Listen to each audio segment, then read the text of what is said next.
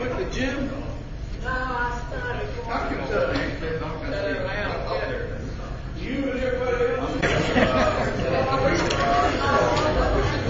I would like to, if everyone will have a seat, I'd like to invite Arnott Sirvason to come forward and lead us in the pledge. And young man, if you would begin by correctly pronouncing your name. Come forward to the microphone. We'd all stand and face the flag, please. And if your name again, because I know I didn't get it right. Okay. Anand Srinivasan. Srinivasan. If we'll face the flag, you'll lead the pledge. Okay. I pledge allegiance to the flag of the United States of America and to the republic for which it stands, one nation, under God, indivisible, with liberty and justice for all. Arnott, while you were there, I thought we would recognize you for qualifying as a finalist in the 2011 Google Science Fair.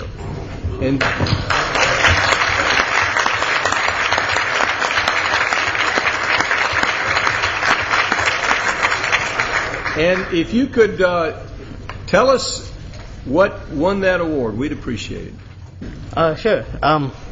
Well, basically, the project that I did over the past year or so was involving the idea that a device that's used in most hospitals nowadays, known as an electroencephalograph, which basically reads electrical signals from the brain, and you can use that to detect patterns in it that correspond with certain motor movements. So by detecting patterns in those electrical signals in the brain, my project involved basically me writing a program that could more accurately decipher those signals, which could then be hopefully implemented in a system that could allow control of a prosthetic arm using thoughts alone. So it was about engineering a more efficient and usable and trainable brain-computer interface that could hopefully be used for today's amputees, whether it be war veterans or other amputees that would need the use of a robotic limb to maintain the status quo in their lives. And tell us about your trip to Washington. It was amazing. I mean, when I went there, the inside of the White House was almost like a castle. I mean, I went in there and I saw the portraits of the various presidents, and I saw the presidential seal, and I got to meet all these really smart, really awesome other kids who had done other science fairs, including like the Siemens competition or the Intel International Science and Engineering Fair. And so for the White House Science Fair, which is I believe the second one that's been hosted, myself and the grand prize winner from the Google Science Fair were invited to set up exhibits there. So of the 100 invited, we were about 40 chosen to set up exhibits. And I was one of the lucky people who got to actually meet the president and shake hands with him. And I mean, he was really an interesting and very encouraging person. He came up to me and first he asked me to introduce myself, and he asked me some questions about the project. But throughout the process, I felt like he really seemed to really generally interested in the project. He seemed curious about its applications in the field, how many people would be able to help, and I mean, throughout the discussion, he really seemed as if he really liked my project, and it was really nice to know that the president of the United States was taking my work seriously and really was interested in the work I'd done. So it was really an amazing experience. It was definitely once in a lifetime thing, and I mean, it was just amazing to go there and present my work to this panel of judges, a panel of scientific acclaimed scientists, especially those who were experienced in my field. It was really nice to present to them and know that they really liked what I was doing and they appreciated it, and it was nice to know that my work really mattered. Arnott, thank you for coming here tonight and sharing that with us.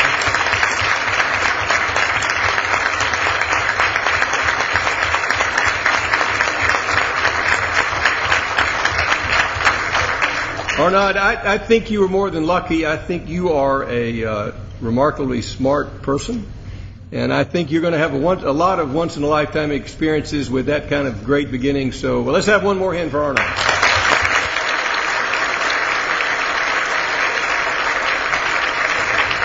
I understand you'd like to introduce your parents tonight. If you come back to the microphone and invite them up. These are my parents, and this is my sister. Come on forward, everybody. This is my mom, Vasanta.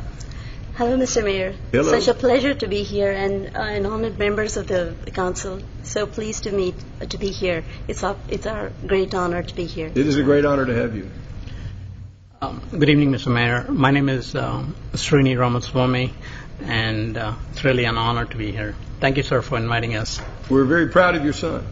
Thank you, sir. We also feel very proud of you. One more hand for these great people. Thank you.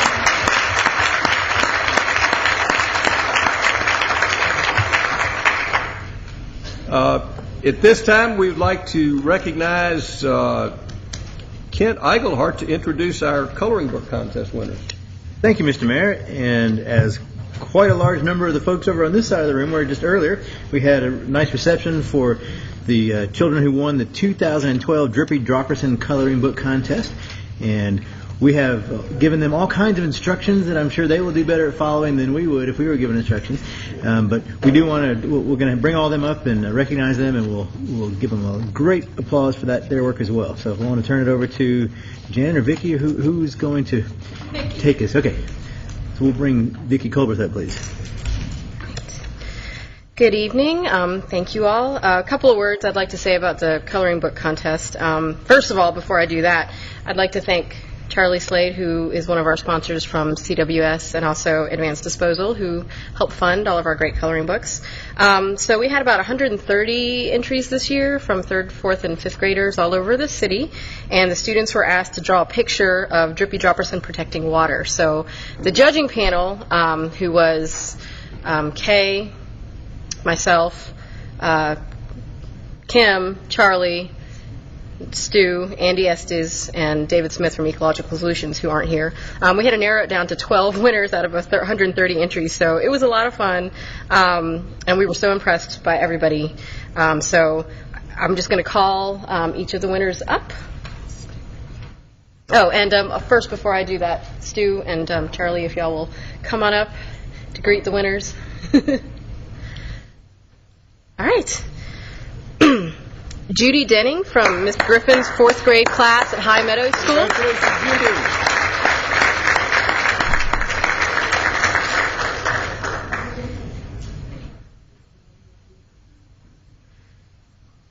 Grant Rosenblum, Miss Square's 5th grade class at Mountain Park Elementary.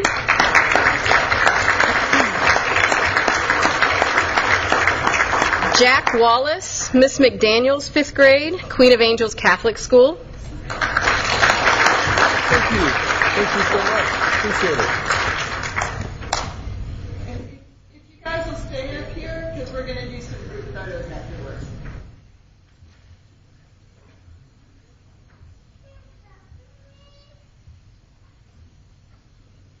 Madeline Bickle, Miss Brooks, 5th grade, Mountain Park Elementary.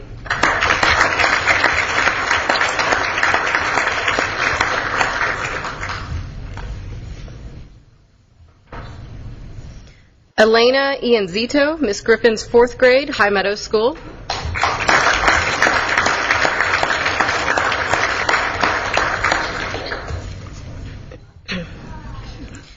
Sophie Reagan, Miss Van Diver's 4th grade, Queen of Angels Catholic School.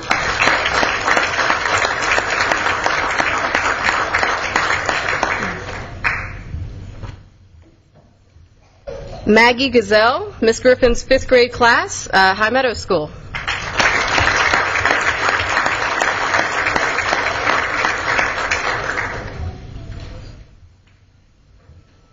Anna Marie Meir, Miss Aragon and Miss Wolf's 3rd grade, Roswell North Elementary.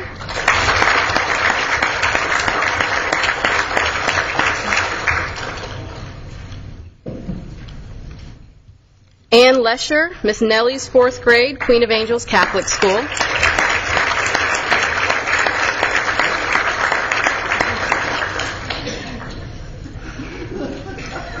Grace Traber, Miss Cruz's 3rd grade at Hembury Springs Elementary.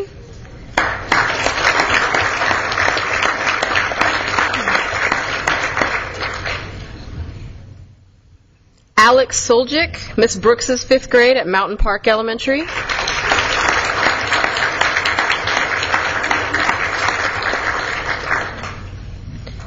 Ethan Tong, Miss Griffin's 5th grade at High Meadow School.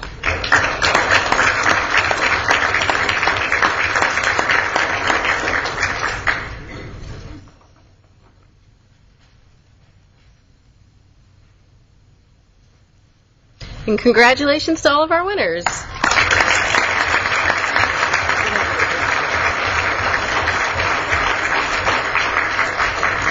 if you guys want to open up your shirts, hold your shirts up in front of you, and then if we can invite all of Mayor and Council and Sue and Charlie and Kay and Kim and the judges, all, and just kind of Julie will get you guys set up, and Kim, if you can, you can all come forward.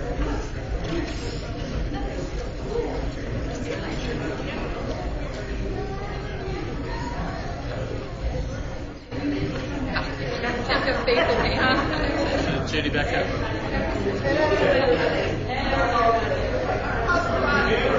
People would just stop moving in front of the paparazzi.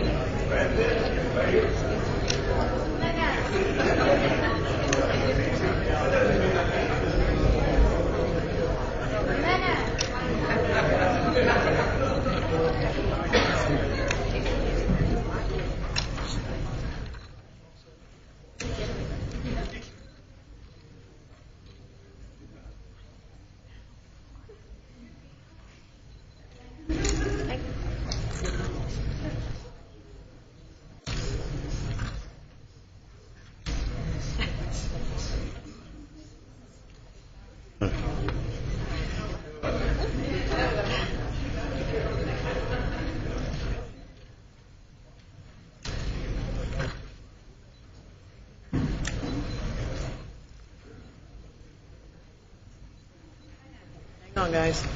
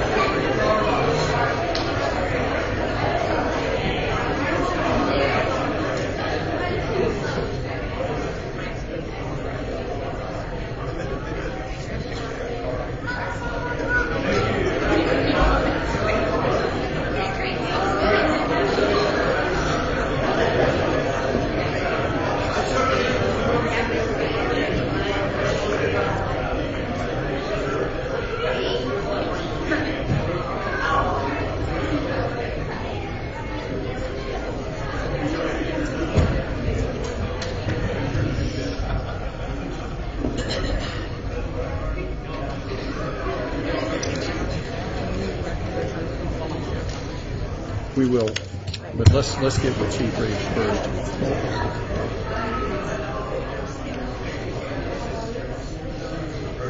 Who's here with the Reeves family? I'd like to invite the Reeves family to come forward. If the council will join me, we have a presentation of American flags that is flown over and half-mast over City Hall in honor of your father. We're so grateful for all the years of service. Chief Reeves was helped build the best fire department. And come on, we want the fire department up here too. Let's get our picture taken. This is yours, and this is yours. Thank you. Come on.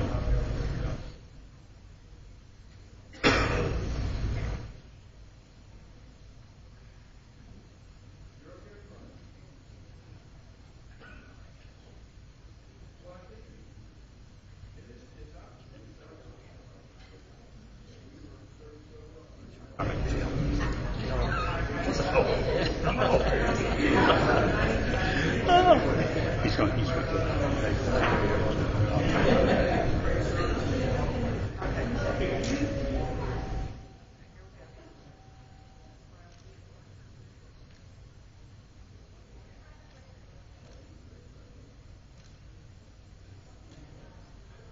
more.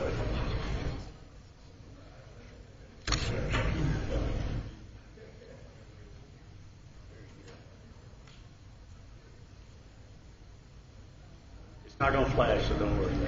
Thank you.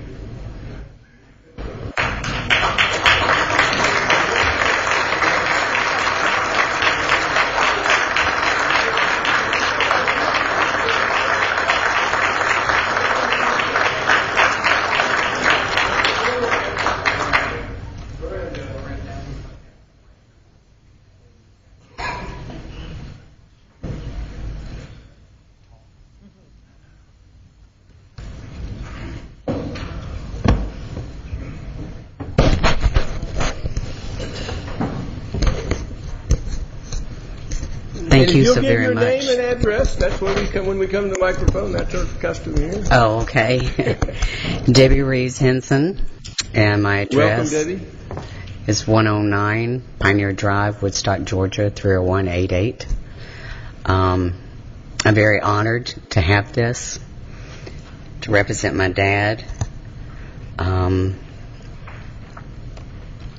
very touched by it, very moved with it. And I do want to thank all the fire department, everyone that was involved in presenting him with such honor as his funeral was. It was just the most awesome thing I'd ever seen in my life.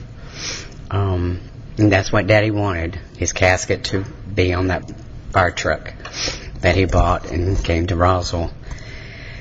And I want to thank everybody from the city, the councilman, whoever, and all the others who put it together, that my dad was honored to be named. The #1 fire station was named after him, and he loved that. And I thank God that it was for his eyes to see before his passing. And he always told me that to put God first and everything else will fall into place. And Daddy always said, you can never have too many friends. He loved people with all his heart and soul. And as far as the fire department, him being fire chief, the fire department was such a big life of his that all his men were like brothers. It was a brotherhood. And he loved it for everything that it was worth, and he was so proud to be that fire chief. And he was so proud now of Ricky Spencer and all the others that are under Ricky Spencer. But I do want to say thank you that the station was named after my daddy. The presentation was. And that's his legacy that he leaves behind.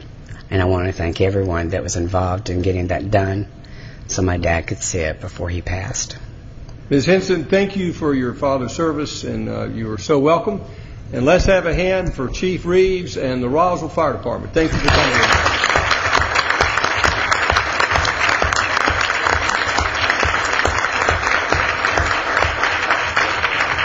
And with that, I'd like to invite the fire department to come forward for recognition, and I'd like Councilman Eigelhart to introduce them. I'll be happy to. It's but fine. It's council member. we should allow Ms. Wynn to do that. It's me down here, Mayor. Becky Wynn, I apologize. Oh, that's quite all right. I think any council person would be honored to be able to do this one. I'm going to let the chief tell us how many years that this has been, that we've been winning these trophies. And I have to say, I've only been liaison to public safety for 2 months, but this is a great bunch of guys, and they work their tails off out there at that intersection. So, Chief, I'm going to turn it over to you. Chief, we're not building another fire station before you just put those trophies in. You're going to have We're running out of space, Mayor. Thank you for having us tonight. Roswell Fire Department's been standing in the streets and collecting money since 1992.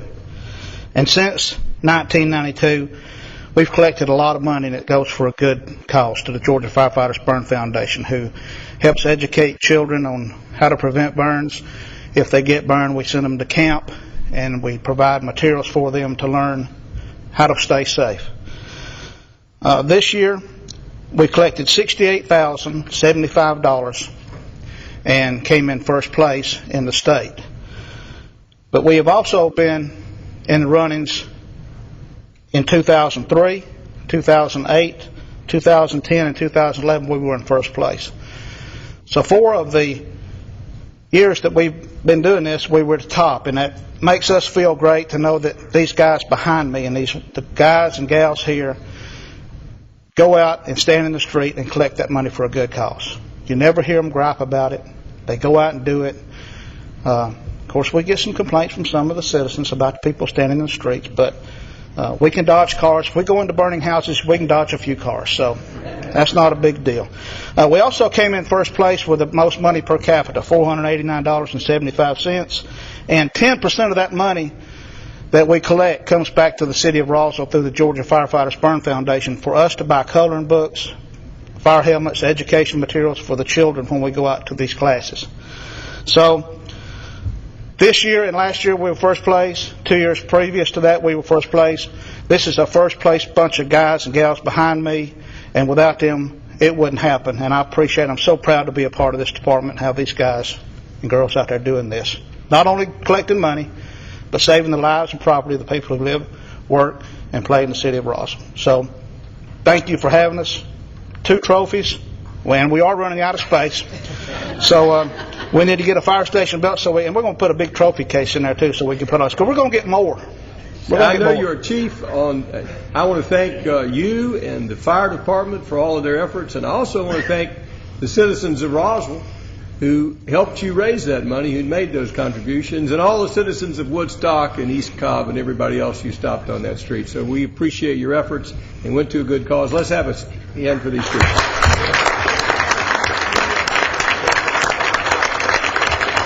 Don't leave it. Council is demanding a photo op, so if you'll come to the other side of the dais, Council wants to join you, and Councilmember Wynn in particular. I apologize, Councilmember Wynn.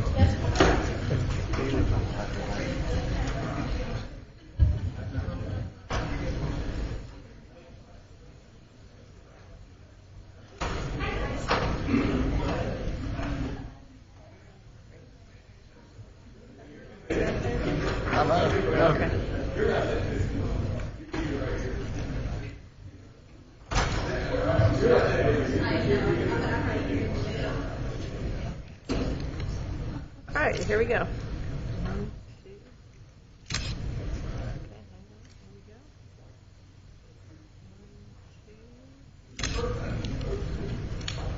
Very good, thank you. Well,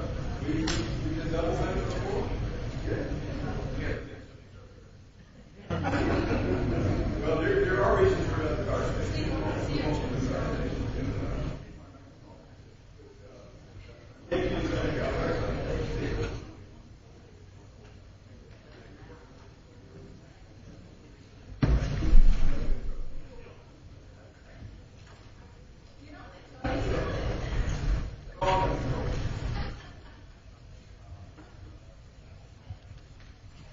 I'd like to welcome Dennis Randolph and Sue Han from the American Society of Civil Engineers here, who are on a peer review. Welcome to Roswell.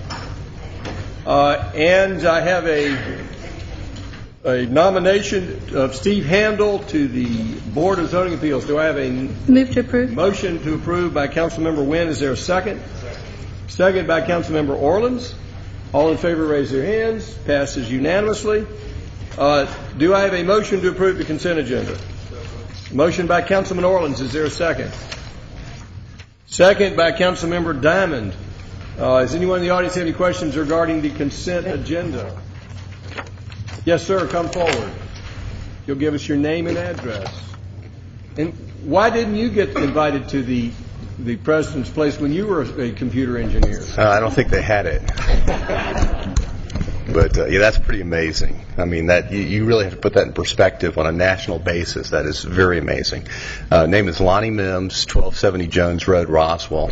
And I guess my concern is that the city has spent an awful lot of money and effort in doing a lot of studies, including the Groveway district, and we're also trying to have an overall plan to tie this whole north-south run on Atlanta Street, Alpharetta Highway, whatever you want to call it, together and link Canton Street with Groveway and with the square, and have a little bit of continuity there, have a very nice walking district. And my concern is that we take a 2-acre piece of ground that happens to be in front of the city hall here, and without really putting it into the 30,000-foot elevation and looking at having this be a major chunk of the continuity of this district, and a good way to get from one part of the district to the other, that we get too far down the road in committing to a project that will essentially turn it into sacred ground where nothing will ever happen from that point forward. And we're talking about just so many things that I don't know whether that's been thought through or not. Parking at City Hall and walking to Canton Street and that kind of thing. And I may not even be in the right place on the agenda here. Let's pull it off the consent agenda and we'll have discussion. So that is removed from the consent agenda, and I think you'll hear a lot more. This is assume this is approval of first phase of Walker Valor. Correct. We have several people here on that. I know. I think some of your questions are answered, if not all of them, and we'll have a discussion, and you'll hear some more about this. So we're pulling that off the consent agenda. Okay. Thank you, sir. Any other comments from the floor? Do I have a motion to approve the consent agenda with the exception of item 6? Councilmember Price. I'd like to extract several other items, please. Which items would you like off the consent agenda? Add to 6, 2, 3, and 4. 2, 3, 4, and 6 are off the consent agenda, so we are voting on 1, which is approval of minutes, 5, policy for selection of vendors at the recycling center, and 7, a budget amendment to reallocate money from the MARTA offset project to supplement transportation sidewalks. Did you get your questions answered on that? So we're just really moving from sidewalks to sidewalks, kind of. All right, do we have a motion to approve the consent agenda without items 2, 3, 4, or 6? Motion by Councilman Orleans. Is there a second? Second by Councilmember Diamond. All in favor of the motion, raise their hands. Passes unanimously. At this time, we'll hear from Community Development Councilmember Nancy Diamond, and I'll be figuring out where these consent agenda items go as you call that first item. Okay, thank you, sir. This is approval of a text amendment to Chapter 10 of the City of Roswell Code of Ordinances to license and regulate mobile food vendors in the City of Roswell. This is the second reading. Mr. Townsend. Yes, this is a text amendment to Chapter 10 dealing with mobile food vendors. This regulations includes definitions, licensing requirements, prohibited conduct, as well as other requirements, and revocation and suspension.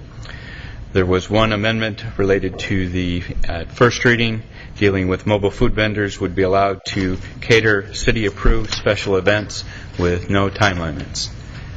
If you have any other questions. Councilmember Engelhardt. Thank you, Mr. Mayor. In the memo, it says that we dealt with, or the changes are made for the emitting sound section, which is letter D. Yes. And there's no change that I see. Is there? Did we get the right copy? I think it's the added administration.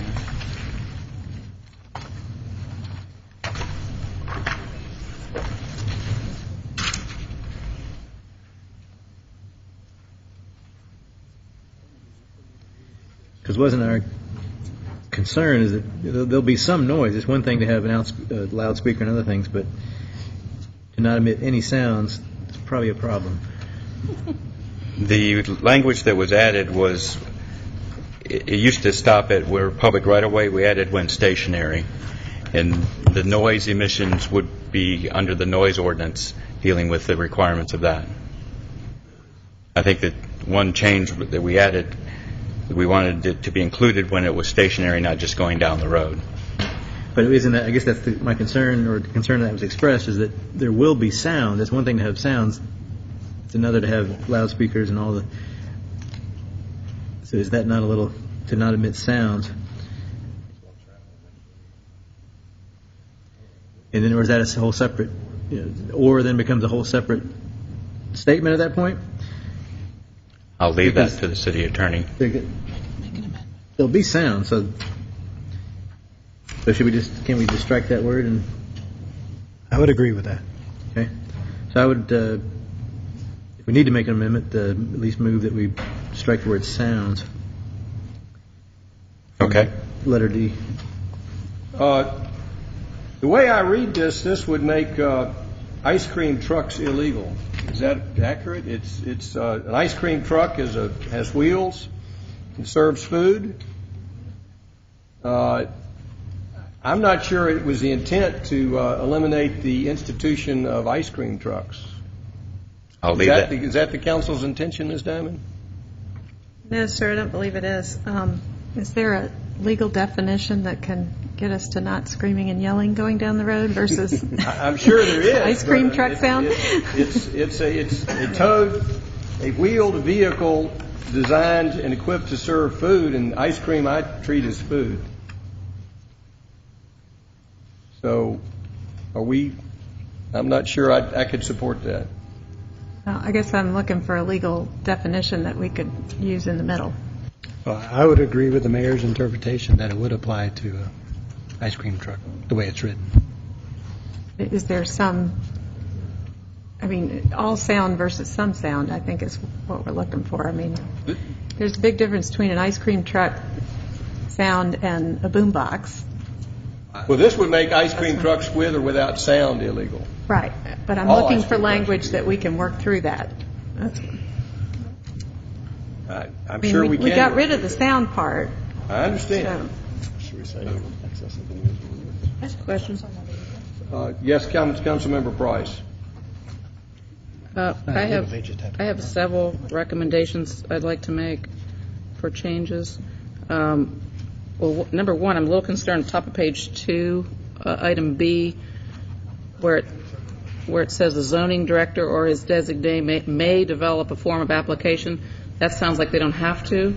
So if there's no application, how can someone file one? So I would change may there to shall on item B, top of page 2. Otherwise, C doesn't make any sense if they're in their discretion to not develop an application.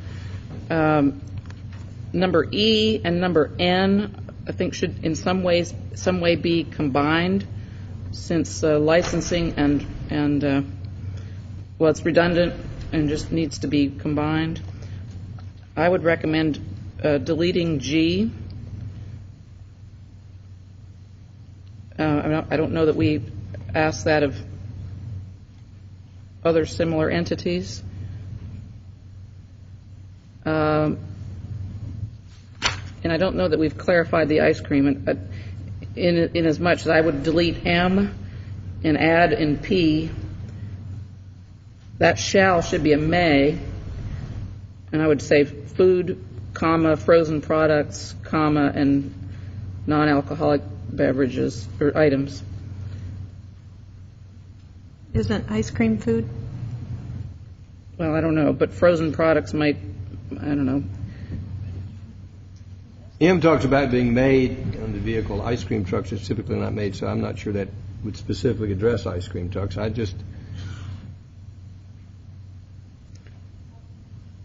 Well, we're not trying to prohibit ice cream trucks, are we? Well, we are doing it if we pass this. Well, we wouldn't if we got rid of M and put food, frozen products, and non-alcoholic beverages for P and change the shall to a may, which would mean that not every food vendor had to do all of them at once. They could do one or many. And there's a typo on I at the top of page 3, because it says similar food service business unless just eating establishment. Either there's a word added in there or something. I'm not sure what. Anyway, I would either delete that whole thing because I don't like it, or make it make sense. And J, I would also delete.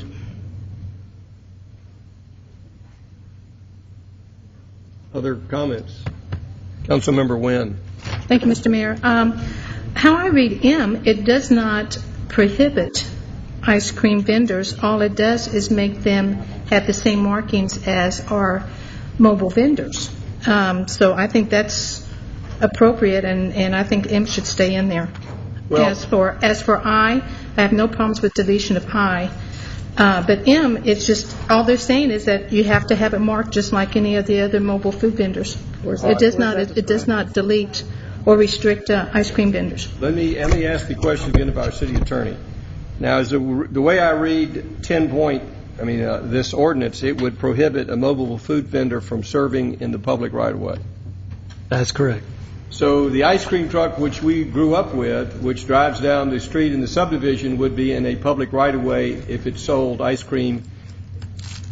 So it wouldn't allow the sale of ice cream from the truck as we know it now. Well, that's what I'm saying. M that doesn't specifically address what you're trying to get to. M does not specifically address that. That addresses how an ice cream truck should be marked. If you want to do where they can sell in a public right-of-way, then it's not M that we have to worry about. It's another. That is correct. Portion of it. That's what I'm trying to say. It is the definition of it goes back to the public right-of-way and definition of mobile vehicle. Exactly. I'm just telling you, as drafted right now, I don't think the intent was to allow food trucks that were making food in the truck. I don't think we were trying to look at food vendors who were selling prepackaged food, which would include ice cream or some concessionaires serving prepackaged sandwiches. I would like to make a suggestion. We have a lot of changes here. I'd like to push this to a third reading, to a third time to read, because I hate making all these on the fly. I'm looking at legal. I've never done third reading. Okay. Well, it's not a third reading. It's just defer the second reading. Okay. I am totally comfortable with making a motion to defer to the second reading, but I just want to make sure we capture everything before we do that. Well, I'll continue to make comments, but I can see a lot coming here, and I hate drafting an ordinance on the fly without having a chance to fully vet it out. We have a motion. Do we have a second? Second. We have a second. Further discussion about what we should or not, council should or should not be in here before we come back for another reading, and maybe we can take this to committee. Councilmember DiPolito. Thank you, Mr. Mayor. I just had a couple suggestions under A, where it talks about not being able to operate on the public right-of-way. I think the intention is not for somebody to stop and park there on a permanent basis, so maybe there's a way to word it so people can operate on the public right-of-way, but they either have to be moving or stopping temporarily. Just a suggestion for that item. The other item, D, about the sounds, perhaps we can somehow dovetail that into the noise ordinance where you can have some reasonable level of sound, but as long as it's not obnoxious, then you can, it will be okay. That's a good legal term. Well, it's actually obnoxious is used in leases and things. What about Jay? You want to keep Jay in? Other comments? Councilmember Price. On K, I don't know if we want to be so onerous as to define or as to set it as sunset, because I can think of some times when a truck might be legitimately parked for an event that would be after dark, and I didn't know if there was some reason we picked sunset. So I would just recommend not having sunset. I think that's for outside of special events. If it's a special event, that would not apply to that anyway. There's an exception somewhere for special events. Where's that? Yeah, in K, unless such sale is in conjunction with a city-approved special event. Well, we'll look at that and see what the intent is there. Other comments? For instance, Alive After 5 is a city-approved special event? When do we approve that? I'd like to take a little harder look at this and look at the reason that for some of these things, because I think safety is important, and if there's a safety factor, I think we need to leave it in. But I'm not sure whether you're selling, if it's a well-lit area. I know some parking, some shopping centers that are better lit at night than my parking lot is in the daytime. So I think we need to look at the reason behind these things, maybe some reasonable hours. But I'm not sure why sunset is. We don't turn into pumpkins at sunset. We used to roll up the streets at sunset in Roswell. We don't anymore. Have any of the council heard from any of our restaurants about this item I, 200 feet from the main entrance of an eating establishment? Councilmember Diamond. Yes, sir. I believe the Roswell Business Alliance has surveyed a number of businesses. They may be able to help us get a fix on the response they got. I'd like to hear that response. Okay. I don't want to have to bring them back another I time believe if Steve they're here. Stroud is in the audience. He can probably speak to that.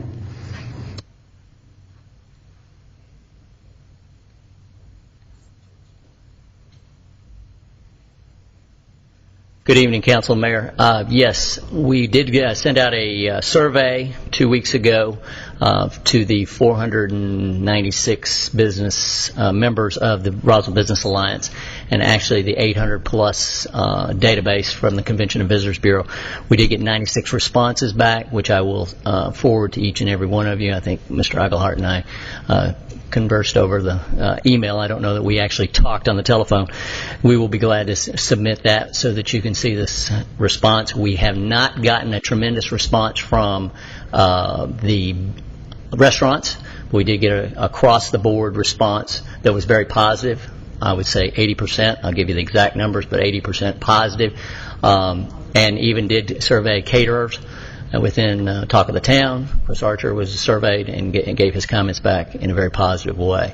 I will say this, that one of the things to keep in mind as we move forward, part of this, the reasoning behind this mobile food is pushing forward our camera-ready program and stance and being able to be prepared to service that industry as they come to town, because they will have mobile food services available. So that's very important to economic development.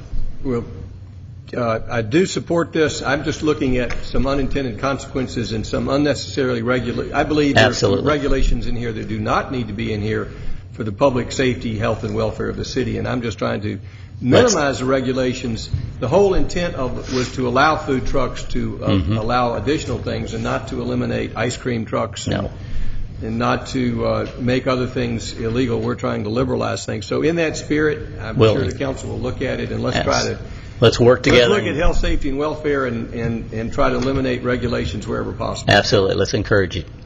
Thanks. So we have a motion and a second to defer. Anyone else wish to comment or questions? Councilmember Price. I wasn't sure what Mr. Stroud said. He said positive response in what?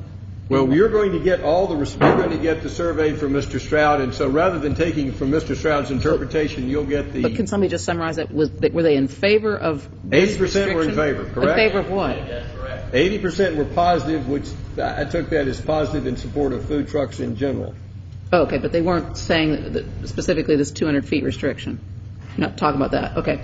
They had the complete amendment in front of them. We sent that out with it, so everybody was able to read the complete amendment. Okay, well, I think that 200 feet is kind of onerous. That's almost 70 yards. I mean, that's a long way to have to be away from somebody. I just think that 5 just needs to go away. Councilmember Diamond. Yeah, I'm fine with eliminating I, because my concern, a few concerns, but one of them is how we measure it, and if we need to come back and add that, if there's a problem, I don't have a problem doing that, but I agree on that. Well, I don't believe in laws unless we have a reason, and if there's no hue and cry and there's no real reason to put it in there, I'd suggest we eliminate it. Again, if we have a problem with this ordinance in the future, it's not grandfathered in like land use. Next year we could revise this ordinance if we need to refine it, either to toughen something else or relax something. We can change this ordinance over time. it can be adjusted from year to year. Chair. Yes, Councilman Orleans. I think where that 200 feet came from was a discussion of we have businesses that spend a lot of money renovating houses in a historic district or fixing up or building a building, and they have a lot of money invested. So it was just a way to try to help not nibble away at their business with these mobile trucks that come in and just spend the money on a truck and nothing else permanent in the city. So whether it's right or wrong, or whether 200 feet is enough, or it should be 500 feet or 800 feet, who knows. But I think that's where the logic came from initially when we first started talking about it, is trying to give our permanent structures a little bit of consideration. Thank you, Councilman Orleans. Other comments before we take a vote, or did we take a vote? Have we voted yet? Any other comments? Do you need a date in there? I'm going to ask that it come back to after the next committee meeting. When would that be?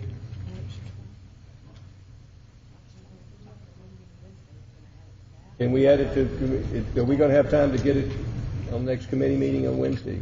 Because I'd like council to have read this. Well, the committee agenda is very long already.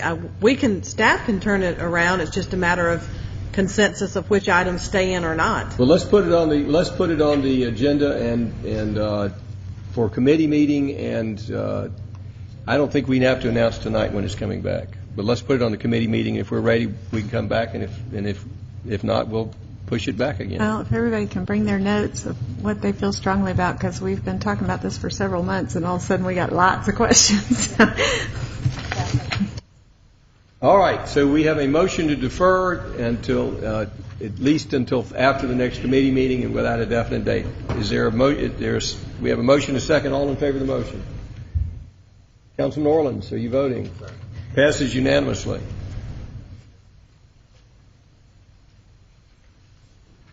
And I would suggest we defer item 7 too, because that's the license fee for mobile food vendors. No reason to have a license fee until we have mobile food vendors.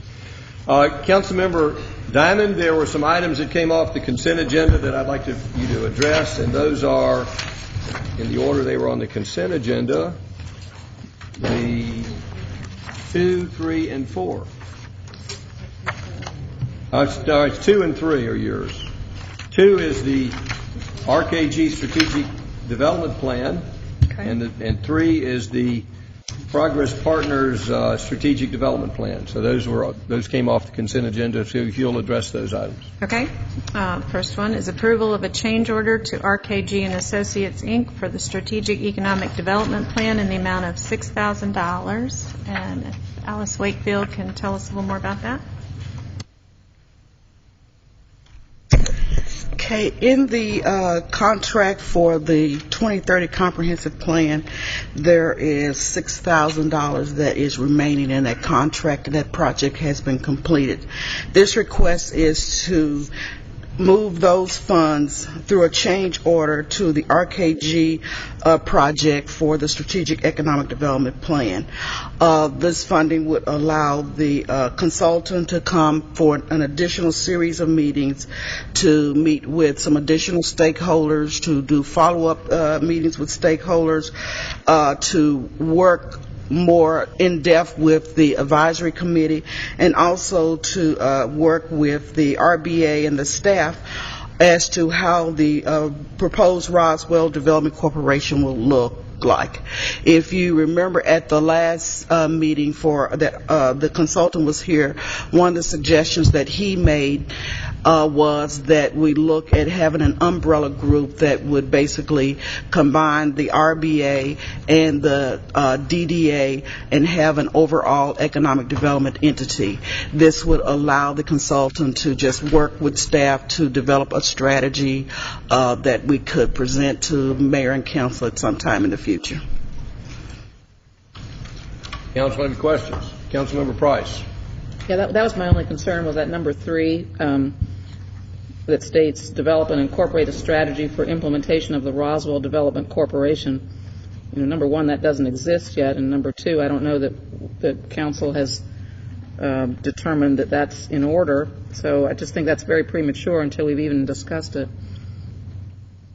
So I don't know if the amount of money is correct and what we're asking to do is correct, but certainly number 3 is is not something I think we should be approving kind of de facto. Could we revise this rather than saying the Roswell Development Authority or something specific, make it more generic language? Because it could be the Roswell Business Alliance, it could be the Downtown Development Authority, it could be some other function, but I think it's really an implementation idea rather than a specific entity.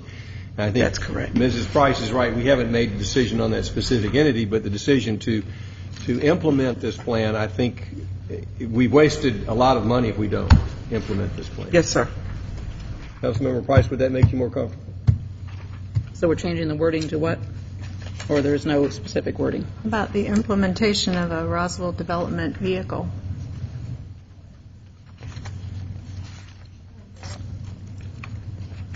Just a minute, I lost my place here.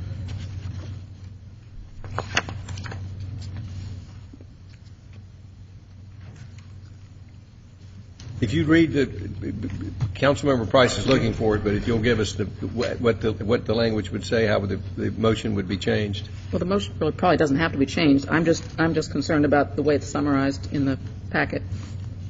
Well, I think the intent would be not for a specific entity, but for an implementation plan. Is that accurate? How about for implementation, period? Okay. Any other questions or comments on Strategic Economic Development Plan $6,000 amendment? Do we have a motion? Move to approve. Motion by Councilmember Diamond for approval. Is there a second? Second. Second by Councilmember Price. Anyone in the audience have any questions or comments? All in favor of the motion, raise their hands. Passes unanimously. The next item is the Progress Partners. This is approval of the agreement between the City of Roswell and Progress Partners North Fulton, Atlanta to implement certain recommendations of the Strategic Economic Development Plan and approval of budget amendment 7510-02-27-12 in the amount of $25,000. This would be a fee paid to the Chamber of Commerce, Yes, the this Progress is Partners to implement this. This will be an agreement that will run. We'll do it in two installments that'll run through July, and I don't know if anybody. For what period of time will this? This would run through July of 2012. So I know I'm sorry. Make these payments. Run through March of 2013. 2013. Okay. Yes. So we do half the 25 at March and half in July. Councilmember Price. Yeah, I was just trying to figure out if that's the current year budget or part in this year's budget and part in next year's budget. Because July 1 is technically our next budget. Mrs. Love, do you know which budget that would be in? The payment would actually go out the door, but on July 1, but it would be a payable effective with this contract, so it would be set up and encumbered. So just like any other thing, we would recognize that payable. Would this come out of this year's budget? Yes, or sir. next It comes year's out of budget? fiscal year 2012. It's obligated. The check does not get dispersed until It's July not the 1st. next year's budget. No, We're sir. obligating it for this. Correct. And where's the money coming from? It's coming from operating contingency account. We have money in operating contingency to cover this. Yes, sir. There'll be $162,000 remaining in the operating contingency should this be approved. Other questions? Do we have a motion? Did we have a motion? Move we to have a approve. motion? We do now. Move to approve. Motion by Councilmember Diamond for approval. Is there a second? Second. Second by Councilmember Wynn. Does anyone in the audience have any questions or comments? Any further discussion by council? All in favor of the motion, raise their hands. Passes unanimously. At this time, we'll move to the item 4, which Councilmember Eichelhardt, are you now back to environmental? Do I have this straight now? I think so. Yes, sir. Our next item is the consideration of the improvement or addition to the recycling center. And I can't get to the right page. I know that's what it is, so I'm going to turn that over to Stu. Yes, sir. Thank you. This is a contract for improvements to the recycling center, basically completion of the second floor area over the office area. Budgeted was $115,000. Bids came in. The lowest responsible bidder was CB Summer, in the amount of $67,228.99. This project was part of the original plans approximately 12 years ago. It was left out of the work at that time because the project cost far exceeded the architect's estimate, and so we had to pare down costs. Since that time, the recycling center has been moved to the solid waste fund for operation, and funds are available and were budgeted last year. The purpose of these improvements is several-fold. One is that in the photographs that you were provided in your packet, that includes the so-called office area of the warehouse crew leader, Bill Howell, and lockers for the staff. Because there was only one office space, that they take up about 1.5 bays of the operating floor to provide for them to be there. We would relocate that to the second floor, and that would then open up some of the cramped space that we have on the operating floor of the center. Some of you know that in the past we have had issues with break-ins in the safe in the office. Since there's only one office, it cannot be secured. In other words, the supervisor, it's her office, but everybody has access to it, and so we have had several $100s over the last 10 years that has been stolen. As a consequence, the finance department has, in reviewing our cash management practices, has determined that we need to just have a safe that we can put money into. We cannot take anything out. That means we can't make change. If someone comes and let's say they have a television set and they need to pay $10 and they only have a $20, we have to send them across the street so that they can make change. So we would like to alleviate that problem, reduce the security problem. And finally, this would also provide office space for Vicki Culbreth, our environmental education coordinator. Currently, she has a cubicle that's here in City Hall, but the storage of the educational materials that she provides to students and to citizens is stored variously at the recycling center and at Dobbs Drive. So having an office space where there's contiguous storage would make that operation much more efficient.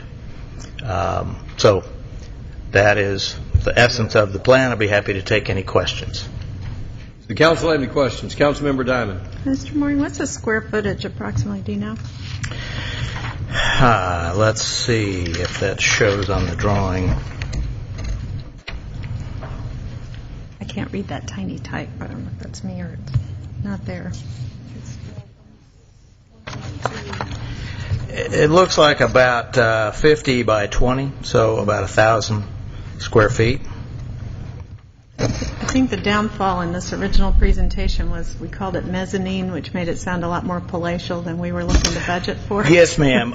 Under the fire code, because the floor does not extend the full breadth of the building, calling it a mezzanine limits the additional fireproofing that has to be done. And so mezzanine was the designation by the architect. Mezzanine was the recommendation of the fire marshal, and that's why it was called that. But we will call it the second floor. Thank you.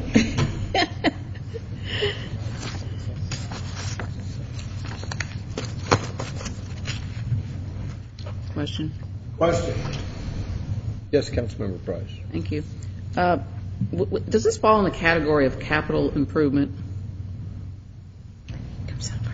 Yes, I believe so. I mean, that's an accounting term, so I'm not necessarily. Yes, it does. Thank you. So do we entertain and provide for that in a different way than just in a regular line item budget that just says buildings? Could you be more specific? I'm not quite sure I understand the question about how we provide for it. Provide for it, I mean, how we discuss it or how it's to use the word that's been thrown around tonight, implemented. I mean, does this go on a list of capital projects for council to look at and decide upon, or is it just a line item in the budget, which I don't think anybody appreciated what it was? Oh, I see your question. Yes, ma'am. Capital is handled differently in that when departments submit their budget every February, they do have to provide information about the scope of work for the project and an estimated budget. So when you approve or discuss the capital projects, those are done separately from the operating budget. And at that time, questions are answered. Should you want more information about a project, that's the time you can ask for it. If a project has not been submitted by a department and it's one that the council would like to see move forward, then you would add that. The normal debate that goes on in deliberation during the budget process, unless it's outside of the budget cycle, which does come up occasionally. Just for clarification, there's already money in the budget here for this project. Yes, sir. So this is not approving the budget for this project. This is approving a contract to spend the money which has already been approved by council. Correct. But that's my question. Did we approve a capital project, or did we approve? Yes, ma'am. Was this, just be specific, did we approve this specific capital project in the budget? Yes, sir. Now, with that being said, during the budget, that's why these things come back to you more than one time. When a department requests something for a project, they may not know the specific scope of work. The bid specifications or RFP specifications have not all been worked out. So were you told the specific where an office would be located or specific square footage? I don't recall that those details were given out. If that's something we need to start doing, we can certainly do that. But basically, it's a scope of work to finish that second floor with needed office and storage space. That was basically the scope of the project. Many times in funds such as the enterprise fund, we don't have the level of discussion about capital projects that we do related to general fund projects because of competing interest between departments. This being an enterprise fund is specific to the types of expenditures that we're allowed to use this money for. Well, may I be recognized, Mr. Mayor? Yes, please. Thank you. Under financial impact, we have the amount being requested for this evening is $67,000 out of the $115 that was previously budgeted. But there is other financial impact in that we'll have about another 1,400 square feet of, shall we say, living space that I understand part of this project is to put in a HVAC system. So we'll have ongoing needs to, provide the energy to cool and heat that area, and also it's, going to provide 3 offices. And my understanding is this may give some people duplicate offices that is just redundant to me and wasteful. Let's address that specific question. Are there going to be the people who are occupying these offices? Will they have an office some other place? No, sir. If I created that impression, I'm sorry. That's not the case. So the cubicle that Vicki's currently using will be used for some other purposes? Yes, sir. From this point on. And the office furniture that Bill has currently on the floor, that would be moved upstairs. And the floor and the space downstairs will have more functioning space. We'll Yes, have sir. an additional bay for functioning space for processing recycled material. Yes, sir. Thank you. Other questions? Well, Mr. Moore and I had a discussion earlier today, and he really wasn't sure who was moving upstairs, but it sounded as though Mrs. Liberman was going to be possibly would be moving into one of those upstairs offices, and she does have an office already in City Hall, and that was what the crew told me was the plan for that space. What I said was that several years ago, when there were changes being done in City Hall and there was some question about space needs, the Transportation Department had needs to grow, and at that time we relocated some Water Division staff to Dobbs Drive. We were not sure what the extent of those changes might be, and so there was some discussion at that time about Janet Liberman moving to the recycling center. That is not my recommendation. I would oppose that if it came to light, and there's no plan or expectation to do that, but it is an option if the need were to arise. And what is the utilization of the classroom on the lower level? The classroom is where students, Boy Scout, Girl Scout groups come and gather. They receive training and guidance about recycling activities, but it's actually, although it's designated a classroom, it's really a multi-purpose room. They do activities in there. They might take recyclable materials and fabricate things, art objects. There was some Christmas trees made from recycled materials last year, things of that nature. That is a cramped space, and so having another workroom that could relieve some of that would be part of the function of the workroom on the second floor. Thank you. Any other questions? Do we have a motion? Move for approval for the contract for the amount of $67,228.99. Motion by Councilmember Eichelhardt to approve the contract. Is there a second? Second by Councilmember Diamond. Does anyone in the audience have any questions or comments? Any further discussion by council? All in favor of the motion, raise their hands. Councilman Orleans, Eichelhardt, Wynn, DiPolito, Diamond. All opposed. Price passes 5-1.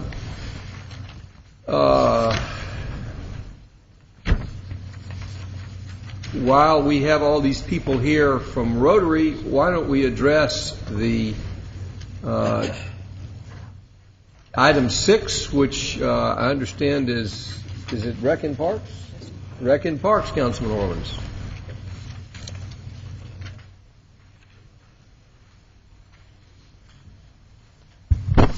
Joe, you can come up and go over.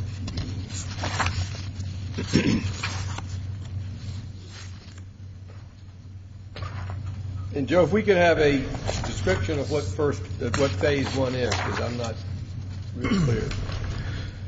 Okay, I think probably the best thing for me to do is ask Dave McCleary, president of the Rotary Club, to come up and let him make a very quick presentation.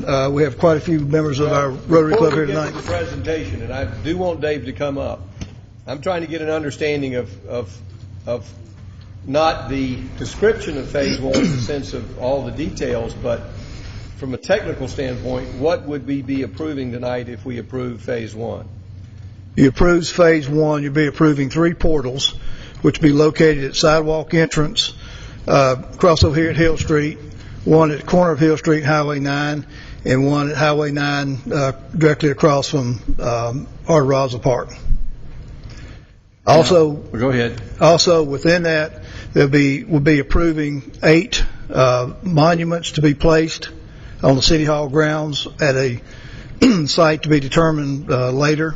Have we determined the site or the design? No, sir. So there would be 8 monuments without approving site or design? They'll be coming back. They'll just get them for the Rotary so they can go ahead and start and continue a fundraising effort, knowing that they've got the 3 portals and the 8 monuments that will be done. They can start the fundraising and go. I think my understanding is they would like to do the 3 portals now. The 8 monuments may be another year or so down the road. There's also some lighting issues involved. We had a preliminary plan to add some lights to the site, which would take pedestrians from the Hill Street side parking lot across over to Canton Street, where they'd be able to see. I would prefer if we'd separate the lighting from the portals, because I think these are really they're in conjunction and they all need to go together, but I don't see them dependent upon each other. The lighting is actually the city plan, and the portals are Rotary. That, again, I would like to ask the council if we could separate those two, because again, the lighting is to encourage people to move from one location to the other after evening for parking. And although it's in conjunction with this, I think they're separate issues. Okay. So do we have a specific budget and plan for that lighting? Yes, currently we have $30,000 in this year's budget. The estimated cost is a little over $27,000. And if you could just tell us where that lighting would be and the nature of the lighting.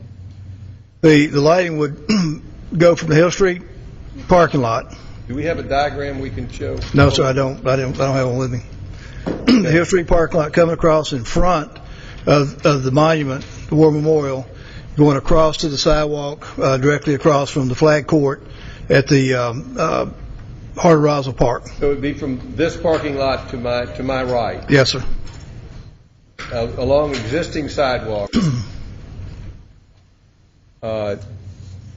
to the crosswalk, which takes us to the triangle. To the side. And Joe, aren't two of the lights replacing these two close to City Hall entrances back there?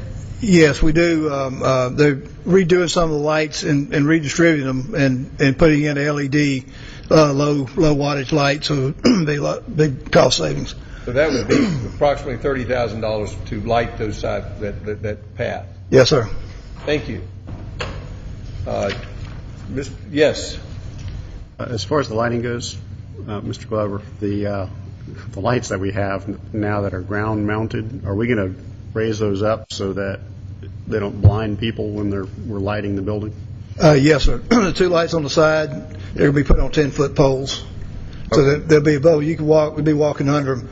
The lighting will still illuminate the dome and the building, but it won't blind you when you walk out the side doors.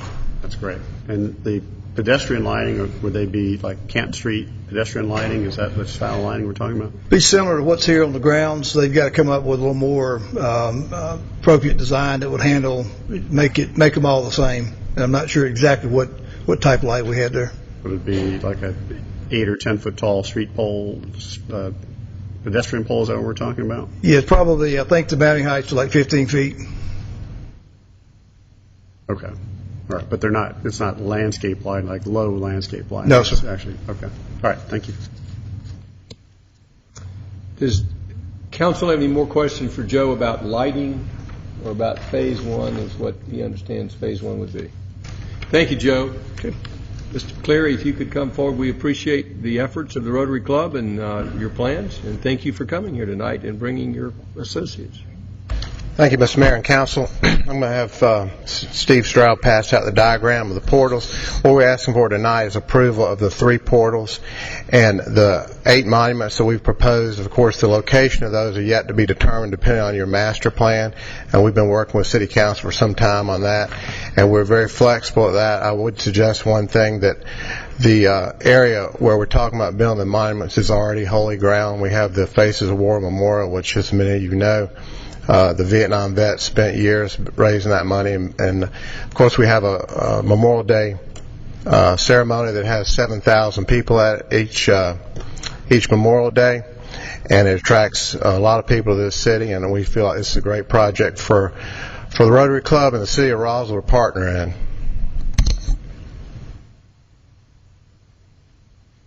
And you see it up here on the screen.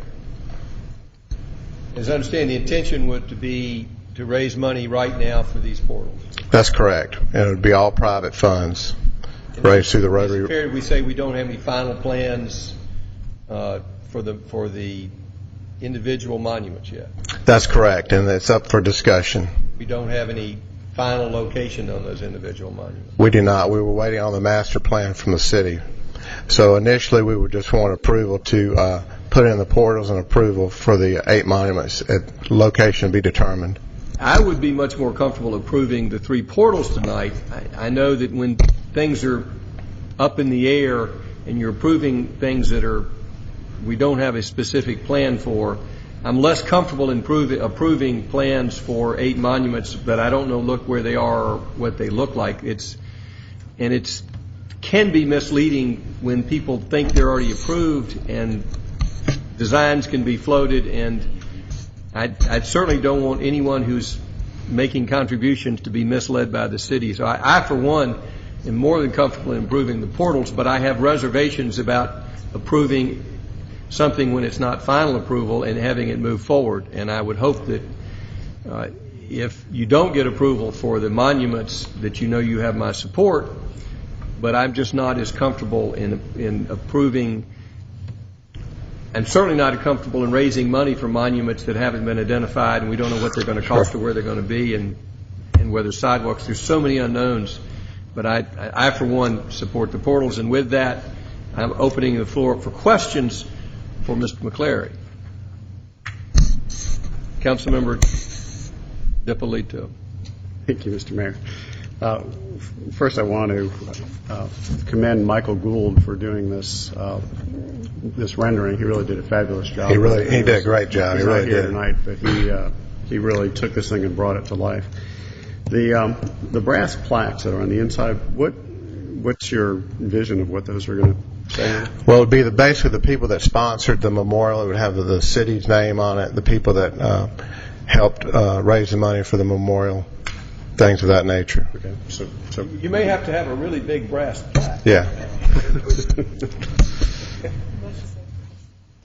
Okay, so the actual information about the various memorials would be on the memorials themselves. It wouldn't be. That's correct. That is correct. Okay, thank you. Other questions? Do we have a motion? Yeah, I move for approval of the first phase of the Walker Valley Memorial Project on City Hall grounds, which the first phase would include up to 3 portals, 8 monuments, and a lighting plan from the city. Councilman Eichler, could you break that into a motion for the lighting plan separately from the portals and because we may have difference of opinion on council on those 2 items.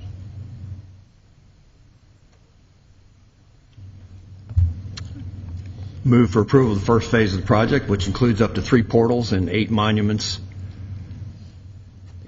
Period. Well, could you let's get the lighting behind us because that's going to be the easy one. I think there'll be a short discussion. I have a motion on the floor. Is there a second or isn't there a second? And that is not to include the lights in that motion. Correct. This is a motion for the portals and the monuments. All right, we have a motion on the floor, and we have a second. Y'all, gentlemen, you can have a seat unless there's some questions. Again, I am more than comfortable in supporting the 3 portals, but I am not comfortable in supporting a motion that is to support monuments which have yet to be located and yet to be designed. Councilman Eichelhart. But isn't what we're approving that there will be monuments, not what the monuments will be? And we probably should have asked while they were standing here, but you need to have that approval in order to raise money to do them. So, but as long as we make it clear, everybody understands, we're not saying this is anything that's been designed, things have been floated, but that's not what we're approving. We're approving that there will be monuments. Well, I guess what I'm saying is, until I see the final design of the monument, I may not vote in favor of those monuments because I may think they're mud ugly. I may think they're offensive. I may think that they're, we may be, and I'm sure the Rotary wouldn't do that. But I'm not comfortable in supporting 8 monuments without knowing more. I'm just telling you, me personally. I know in concept I support what you're talking about, but is what I understood from Dave McCleary, they're going to be raising money for the 3 portals. And next year they'll be looking at raising money for the monuments, perhaps. And I'd rather vote on it. I don't like voting on things until I know what they are. You can vote against it. Yes, sir, I can. Well, I can't vote against it. I'd only have the option of something else. Councilmember DiPolito. Thank you, Mr. Mayor. I just wanted to clarify that just if we're approving 8 monuments, but we're not approving a design or a location, they still have to come back for approval. So to use your example, if you dislike the way they look or the location, there's always an opportunity to turn them down at that point, right? Just because we're saying that if we approve 8 monuments, they still have to come back for design approval and location approval. Is that correct, Mr. Davis? It's sort of like once you approve that budget, the train's left. Councilmember Diamond.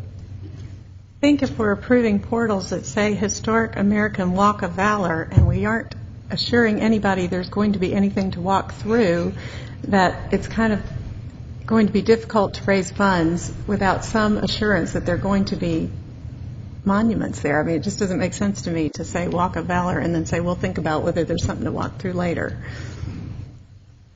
Well, I thought there was sacred ground already, and there was a monument there right now, so I think you already have the main attraction. Other comments? Let's hear from the floor. Anyone from the floor like to speak? Yes, sir, come forward if you give us your name and address.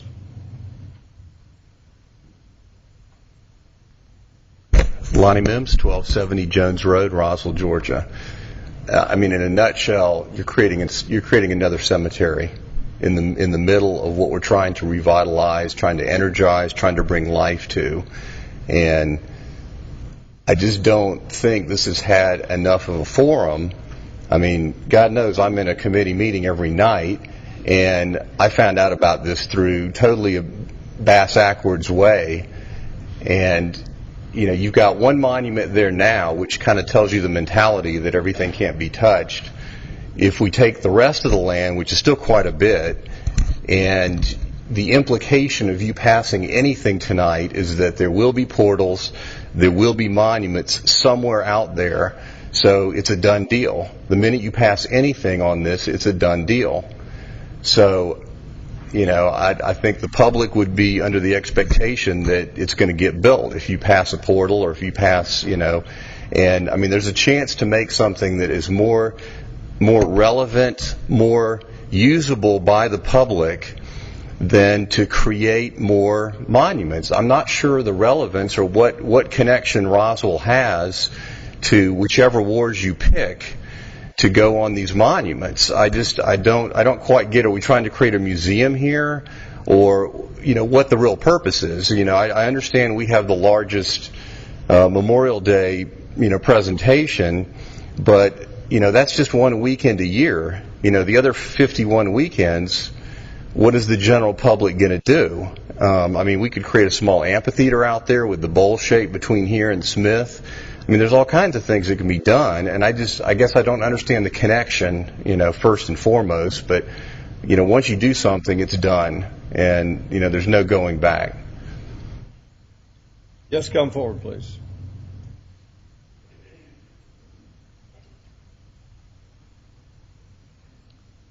Good evening, Janet Russell, 260 Willow Springs Drive.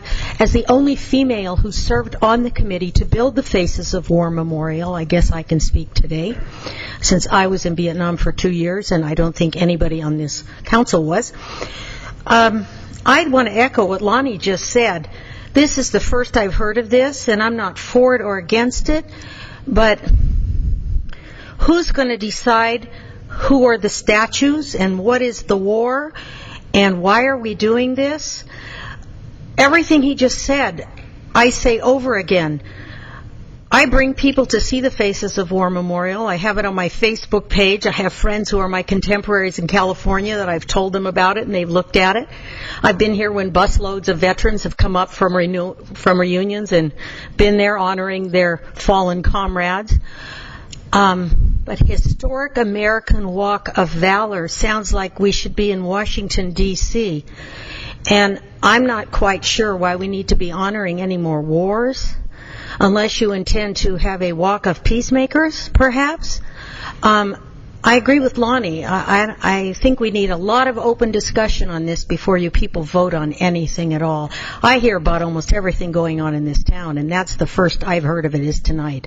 I had to turn around and ask Steve Stroud, what is this all about? Thank you. Anyone else wish to comment? We're back to the council. Further discussion from council. Councilmember Diamond. I'm not sure. I mean, we have talked about this in several iterations, and I'm not sure if anybody's seen the latest version of it, and certainly this isn't where it's necessarily finalized by any means. We've gone through that. But I think the way it takes in an area that you really can't do a whole lot else with because of the memorial that's already in place, and leaves also an amphitheater area and a less of a passive park feel to it. That's what kind of drew me into this.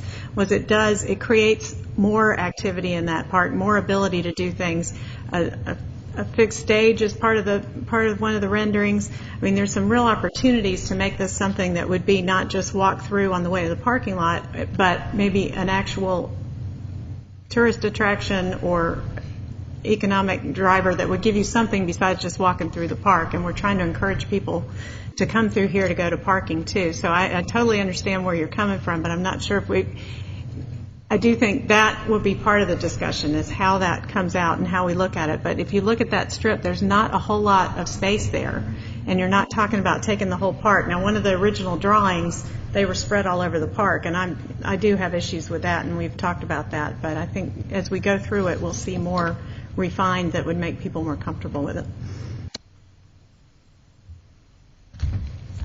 Councilmember Price. I know you want to talk about the lighting separately, but that $30,000 that we're throwing about, actually I asked to be put in the budget for this improvement project, but the plan at that time was to add a labyrinth over at the side, and that was the reason I asked for that money that was approved.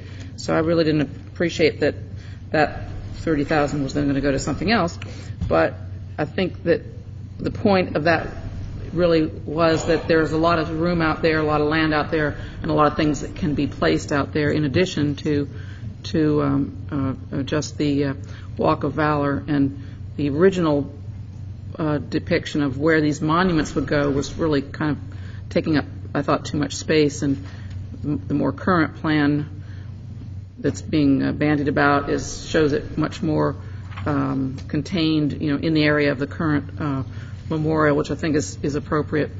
So I'd just like to make sure that we do look at this whole piece of property, which is huge, and make sure that there's a balance of different activities and interests that would be presented there. And there's a lot of area that could be for picnics, and I know we've cleared some of it, and it's a lot of improvement over what it's been, but we do have to tread lightly and make sure that we don't get to the point where we've put too much in that isn't really embraced by a large number of people. Other comments? Councilmember DiPolito. Thank you, Mr. Mayor.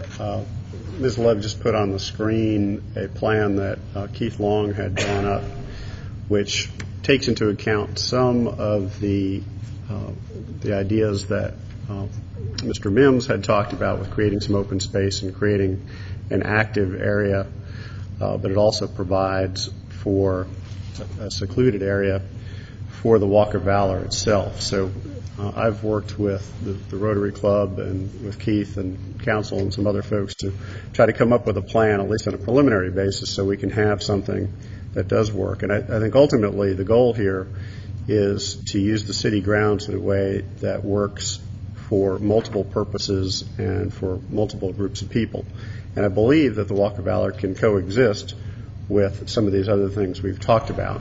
And you can create solemn areas that are respectful, but that are also open and very public areas. If you go to the World War II Memorial in Washington, D.C., it's very open. And but still, it just creates an atmosphere that is appropriate for that. So I think there's a lot of work to be done. We had talked at the committee meeting that we need to take this to a work session, and I believe we still need to do that and get some more public input and get some ideas on how to use the grounds, because this piece of property is critical. And right now it is a barrier, actually, between Canton Street and the Groveway area. And it's just having the woods here, although it's very nice and it was put there as a nice park space, it's really not conducive to the economic development and redevelopment of our central business district. So we need to find a way to get all of these things to work together. So I believe in the Walk of Valor. I have supported it since the beginning. I do think we need to be very careful in how we plan this piece of property, because it's going to have implications on what happens on the surrounding property for generations. So we need to make sure it's properly planned and done effectively. Councilman DiPolito, I support everything you said. And that's why I can support the portals, because this is the Faces of War Memorial Park. That's what it says on the front. And I think we have a definite plan for it, and we know where they're going in. But I cannot support I don't know what the memorial, which wars we're going to celebrate, where they're going to be. There are too many details that I do not know for me to support a draft proposal that has no specifics. The portals have specifics. I can support that. I can see a need to begin fundraising on that. But I can't support a plan which I have not seen. Other comments? Councilmember DiPolito. Actually, I have a technical question. I hate to throw a wrench in this, but does the HPC need to review this since it is a structure in the historic area? That's a technical. Technically, we are not required to submit anything to the HPC, but as a practice we do, because we believe that those laws which we impose on others, we should also subject ourselves to. So yes, it does need to be. It does need to go. So if it is approved, we could also have it go to the HPC just to. It would need to go to the HPC, in my opinion. Not requirement of law, but it should go to the HPC. We have a motion and a second. Any further discussion? All in favor of the motion, raise their hands. The motion is, Councilman Orleans, as I understand it, the motion is to approve this design for 3 portals, and the locations are at from this parking lot, from the triangle, and from the corner up at the street. Hill and 9. Yeah, Hill and 9. It would approve those 3 portals. No, it would approve those portals and would approve 8 monuments designed to be determined, location to be determined. Correct. We have a motion. Any further discussion? Councilmember DiPolito. I'd like to propose an amendment that we bring this to the HBC just to, I think the portals look great, but I'm a little uncomfortable just not getting their feedback since they're our design group for the. So you're deferring until we hear from the your motion? No. I wasn't deferring it. I was just saying that. Contingent upon that? Well, I'd like for them to review the design and comment on it. Just make sure. Really want to get their approval on it. If it's significantly different. Here's the question. I would suggest you either make it contingent upon their approval or defer for their approval, because it needs to be one or the other. Well, don't we usually approve things not contingent on, but subject to the final approval? The same thing. So we could approve it subject to their approval. If they don't approve it, has to come back. So it's a matter of linguistics, but it gets you the same place.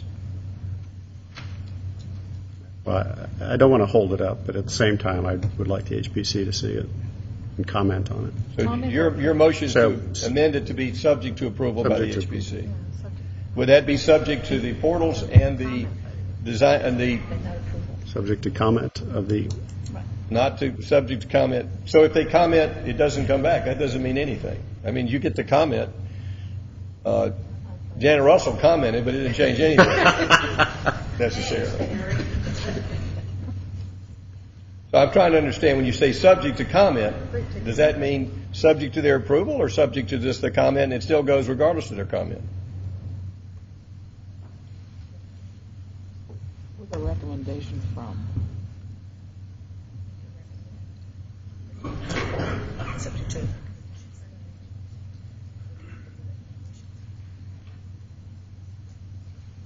Rich, we could make it just subject to their review. That'll work. And if they don't approve it, I'm just trying to get a clear understanding. If they do not approve it, what happens?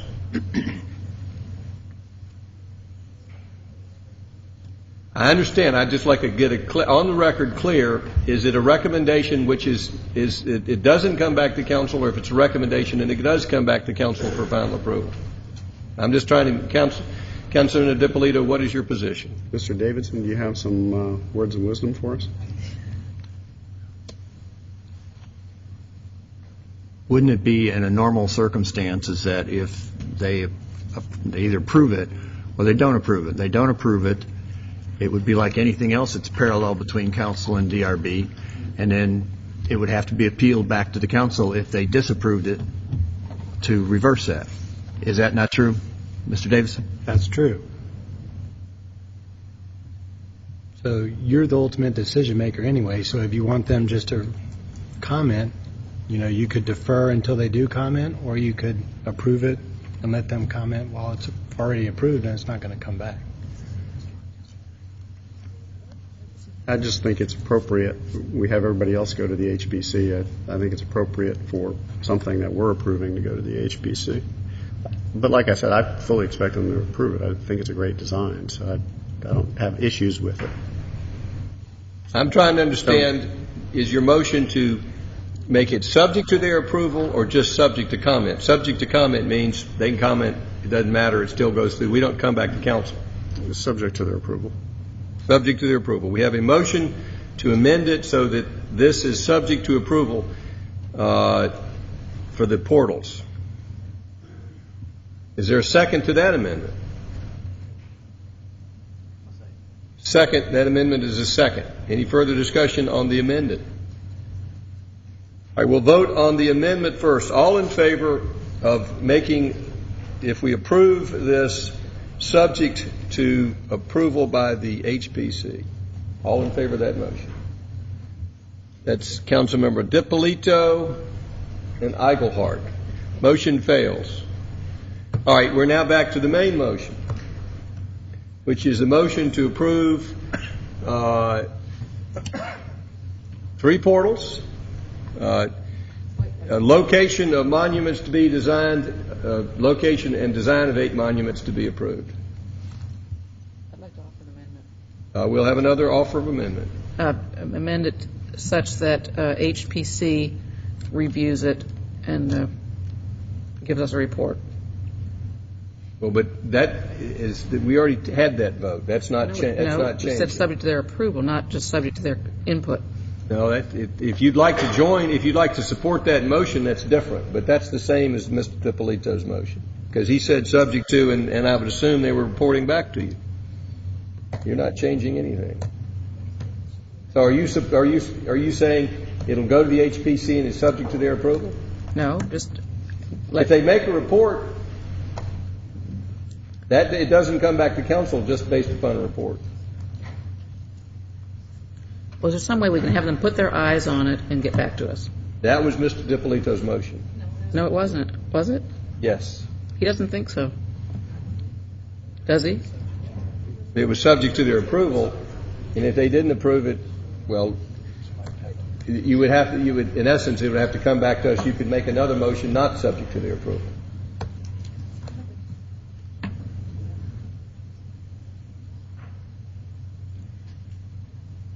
I'm short-circuiting, but I would just like other eyes to look at it, that's all. So would you like to move to defer? Not really. All right. So your motion is to have someone else look at it. Yeah, I'd like HPC to look at it, give us some suggestions. And once those suggestions are made, what would happen? Comes back to us. Well, then that would be a motion to defer, and really a defer until you hear from them. That's the equivalent of what you're doing. Because it's not final approval. Your approval subject to report and a further discussion by council. Yeah, I'll make that motion. There is a motion to approve subject to review by the council and a further vote by council after hearing from the HPC. There is a motion. Is there a second to that amendment? The motion would be to approve it, and it would be sent to the HPC. It's a linguistic difference, but it's no real difference in my opinion. It would go to the HPC for a report, then would have to come back to this council for a final vote once you hear from the HPC. Wasn't that a deferral?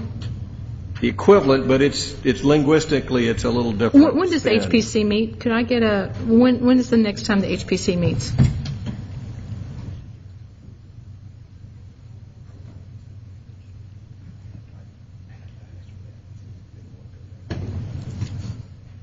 The question is, when does HPC meet again?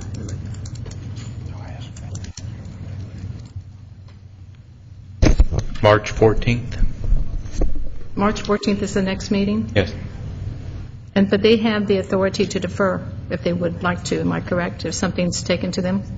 Always. Can we handle this like we do the DRB, that it goes there for their recommendations before it comes back to council? You know how we do on the DRB? Like a pre-zoning? Well, what I'm hearing is a deferral anyway. I mean, we can approve it, but then it's going to have to come back to us again. And that hangs out. I mean, what I'm hearing is that this would, the Rotary would now be hanging out there wanting to see if the HPC is going to approve this or not. So I'm just trying to find out, is it recommendations? Can we approve it tonight and just look at the recommendations and do another revision? You need to deal with, I don't have a response to that. But the HPC meets on the 15th. 14th. And they can defer Oh, yeah. multiple times. Yes. Thank you. Did we get a second to Councilmember Price's motion? I never understood the motion. Let me see if I can rephrase it. And the motion would be to... Don't talk in legalese, just the spit it motion out. would be to approve. Once it's approved, it goes to HPC. HPC will comment. They'll either accept or reject or make suggested changes. It would then return to this council to either accept or reject their recommendations in a final vote.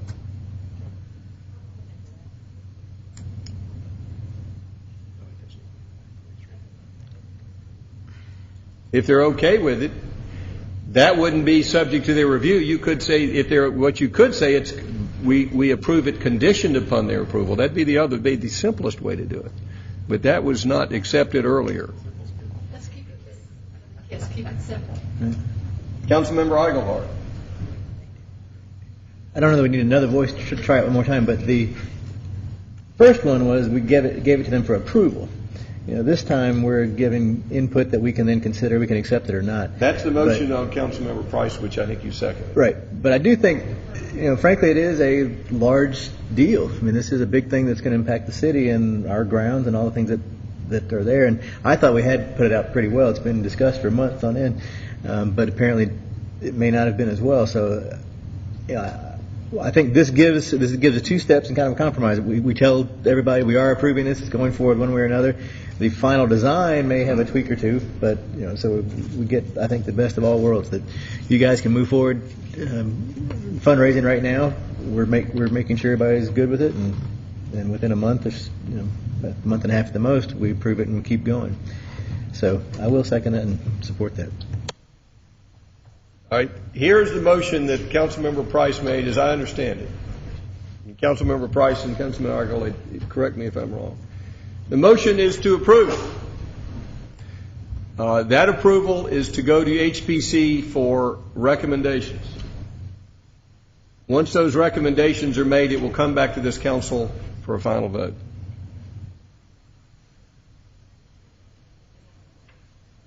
Whether they do or not, the way it's written right now. Why would they not make a recommendation? I mean, I don't see them deferring this for a long time. And what if we just say they get one shot and it's March 14th? we can say that. I mean, I don't see the problem. You can always bring it back to council and vote to do it regardless of what they say at any time. And does everyone understand the motion? Before you answer your question, I just need to know. First of all, make sure we all know what we're talking about here before we ask questions about it. Does everyone understand the motion? Mr. Mayor? I'm getting hands up, which indicates no. Okay. With the current motion, if it goes to HPC and they are fine with it, is it done, or does it still need to come back? It still needs to come back the way it is written. Your motion would have been, that would be a different motion, as I understand it. The motion right now is to come back. It would have to come back for a vote.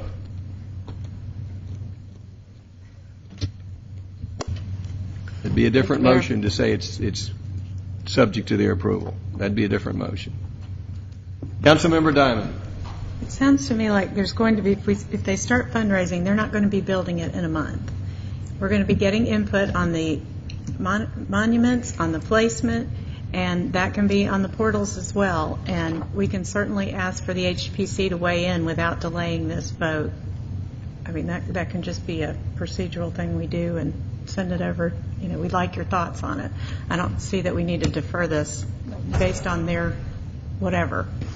I think, there'll be one more entity we hear from as we'll be asking for a lot of input. We have a motion and a second. Further discussion. Councilmember Orleans. Want to just go with the approval of the way it's set up tonight, with the addendum that it be reviewed with the HPC for their input and suggestions. Well, that would be, we have a motion. We're going to vote on that motion, and if that motion doesn't pass, we can go with your recommendation.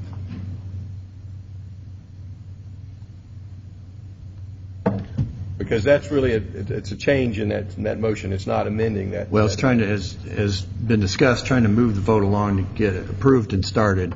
But still, I'm sure the Rotary is more than open to get suggestions from the HPC, and the HPC will work with them for the design of it. So it's not like it's adversarial. I'm sure they'll be happy to work with them.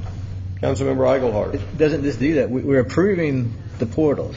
The only thing that's left up to discussion is the actual design of them specifically, and I think everybody generally is okay. But we're approving that we're going to do these.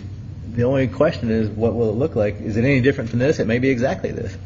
So why are we holding it up by saying that we're going to let them give input and then we'll decide whether we think that makes sense or not? We're moving forward under what I have seconded to move forward with. Councilmember Price. Did you think that I was amending by substitution, or was this an amendment and then we go back to the main motion? We'll amend it, then go back to the main motion. This is amendment to the main motion. If I withdrew my amendment and restated an amendment by substitution, what he just said. If you withdraw your amendment under my practice, that amendment would be we don't have an amendment anymore. Well, all I'm trying to do is put it all into one. If we amend it by substitution, get rid of Jerry's motion. I'm going to amend by substitution. My amendment is a substitution amendment, which is. But can you talk Councilman Orleans into that? Yeah, he's happy. Councilman Orleans, you want to restate your motion? Let's clean the slates here. Start over again. Sure. What is your motion? I would like to amend. Let's hear from Councilman Orleans. It was his motion. Let's clean the slates. You subject to you refining your motion. You want to start over again? Now to remember what I said. Maybe Marley can repeat it for me back there. All right, basically it was approval of the first phase of the project, including up to 3 portals and 8 monuments, with submission to the HPC for their suggestions and review to work with the Rotary. Is that 8 monuments or up to 8 monuments? Up to 8 monuments. Could be less. Could be less.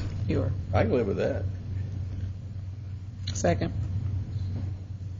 We have a motion. The motion is to approve 3 portals. Up to 8 monuments, not 8 monuments. It's not a specific number. Up to 8 monuments. Up to 3 portals too, isn't it? And it's to be submitted to the HPC for suggestions and working with on the specific design. We're not approving the specific design of the portals or the monuments. We're just approving that there will be 3 portals and monuments, number to be determined, up to 8. Councilmember Price. I mean, really, design's not approved of anything. Really, what we're doing is approving the use of city land to place up to 3 portals on, in such locations as will be determined after looking at. No, the locations are determined. The exact location is not determined, right. But the general location is determined. I believe the motion was up to 3 portals. No, it's 3 portals, up to 8 monuments. We're approving 3 portals. We have approved specific locations. It's up to 3 portals as well. Councilman Orleans, what is it? Up to 3 portals. It's 3 portals. Up to. Okay, I apologize. Up to 3 portals, up to 3 monuments. No, 8 monuments, designed to be determined on all of this. And people wonder why I think don't know what we're doing up here sometimes. Okay. Up to 3 monuments, and I apologize for misunderstanding the motions. The motion is now up to 3 portals in those 3 specific locations, 1 per location. Up to 8 monuments, design of portals and monuments to be determined later but not before we've heard from the HPC. That is the motion. Is there a second? Second. Second by Councilmember Price. All right, I'm going to hear from the floor one more time because this thing has taken so many twists and turns. If anybody else wishes to comment, I'm going to hear from you. No hands up, we're not going to hear from you. Further discussion by council. All in favor of the motion, raise their hands. Orleans, Price, Eigelhart, Wynn, Dippolito, and Diamond. I don't know. We are moving ahead at government pace, and thank you for your patience. We will eventually get there with a wonderful design which will make the entire city happy and will allow for multiple events and multiple projects.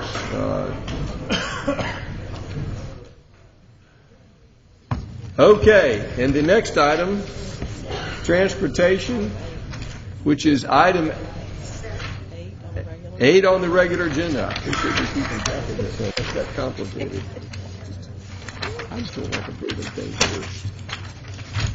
The next item is approval of an ordinance to amend the Code of Ordinances of the City of Roswell, Section 22.3. Excuse me, Mr. Mayor. Yes. I need one more part of the. Oh yeah, the lighting. You do the lighting. We didn't do the lighting yet. Right. So I'd like to move for approval of the lighting. Second. Wait a minute, is this for approval for $30,000 instead of lighting path?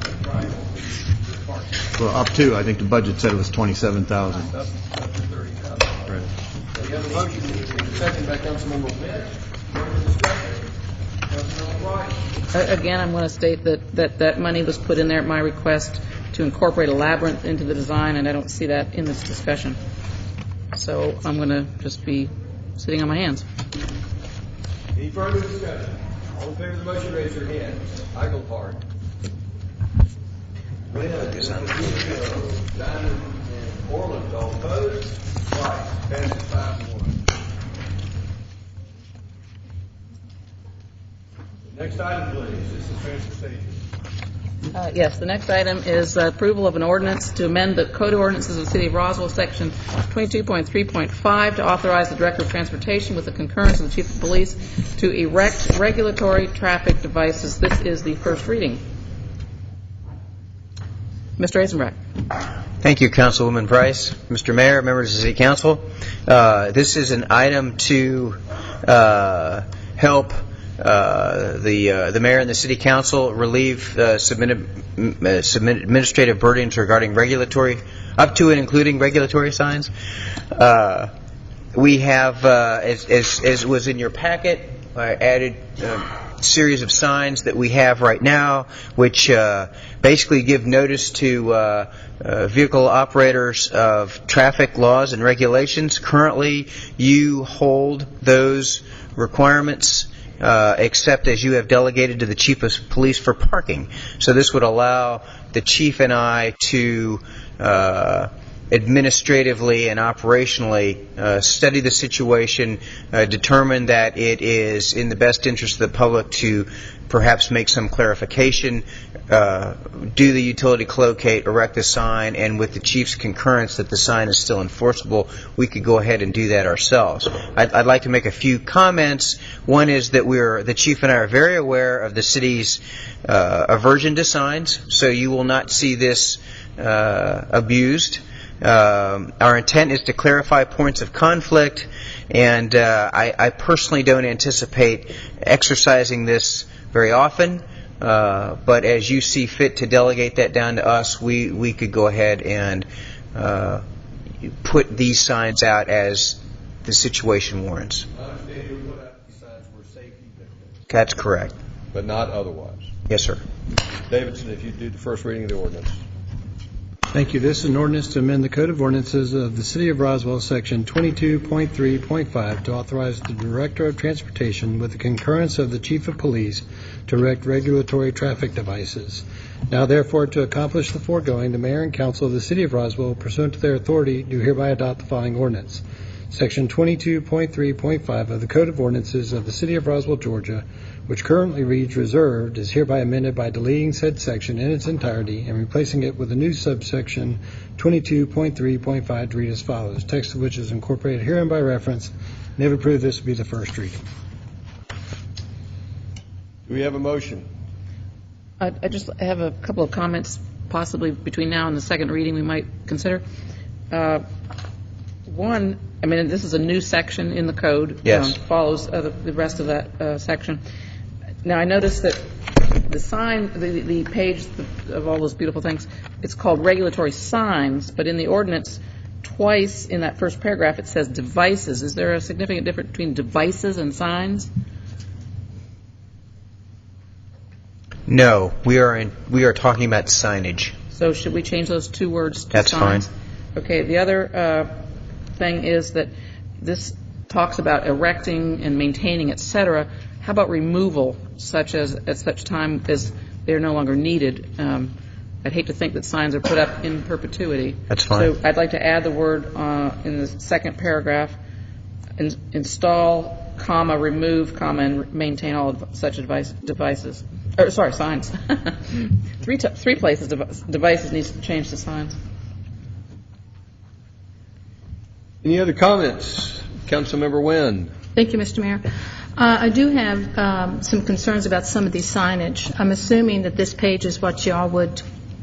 This is just a representative sample of signs that are in the MUTCD. For instance, a stop sign is a regulatory sign, but that's a completely different animal. But what I'm concerned about is like a one-way sign or any sign that someone could get maybe a citation, because I think it's only mayor and council that can do a one-way street to approve that. I'm assuming that. So what I would like to do is make sure that you get with legal and see which signs you can do. Sure. And just before the second reading, I'd like to have a revised page of the regulatory signs that you all are looking at being under your discretion.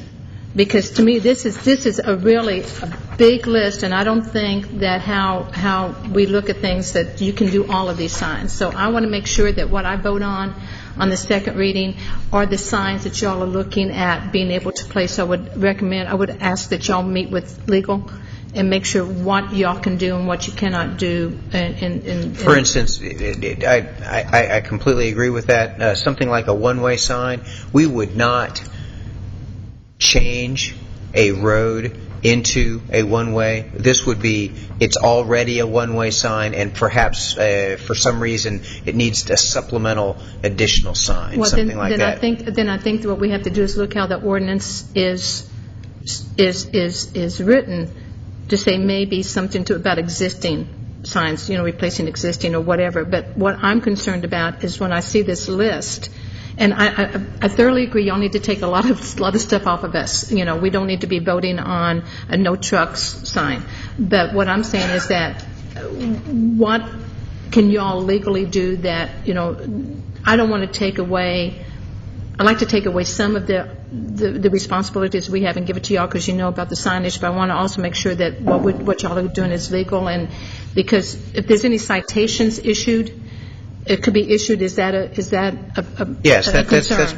That's part of the issue here. Is that all of these are enforceable by the police department and subject to the court system. Right. And so, yeah, we respect that. Your point about the no trucks. Here again, every year we do truck routes, and you approve those truck routes. So it's not like we're going to go out and redesignate it. It would be for a supplementary situation where you've already got the backbone in place and we're just supplementing it, either clarifying a situation that's already out there. We're not making any new policy here. We're simply supplementing those things that you've already approved. But how the ordinance reads, that's not how I'm reading the ordinance. Why don't we get... So y'all just need to get before the second reading and get a clarification for me. Mr. Davidson to put some language in there to the effect that these signs will have to be consistent with policy set by council, and they will not be able to, for example, change a one-way, two-way street to a one-way street, or designate which is trucking. These are to implement policy set by council. Mr. Davidson, if you could clarify policies that have already been, to make it clear that we're not granting them authority to change policy, only to implement policy as set in place. And that's exactly why I like that. Councilmember DiPolito. Thank you, Mr. Mayor. Mr. Eisenbrack, are you permitted to install any of these signs right now, or do each of these signs require approval of... Technically, they do require your approval. Technically, they do. So the signs that go up with some of our road projects are approved on the plans? That's correct. They have there is a signage and marking section of the plan, so when we review those, we don't review all those sorts of details with you, but you give us the authority through the approval of the funding which builds the project in the first place, and we use our professional designers and engineering judgment to sign it in a way that carries out your desires. So these signs are really for situations where we don't have an ongoing project. We just, like, for example, our Riverside Road issue where we needed a sign. Yes, sir. That's exactly that issue came. It was azalea at the rowing club for the no turn on red, right. And it's not part of a project, and it is not. It was clarifying that offset intersection situation, but because our code requires you to approve each regulatory sign, that's why we brought it to you. But I believe that the chief and I could have made that decision independently. I agree. I liked what you said about limiting the number of signs. I would even like for you to look at signs that can be removed and not create safety issues. So the fewer the better. I understand. Thank you.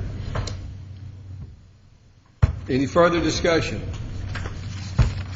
Did we get a motion on that? No, we didn't yet.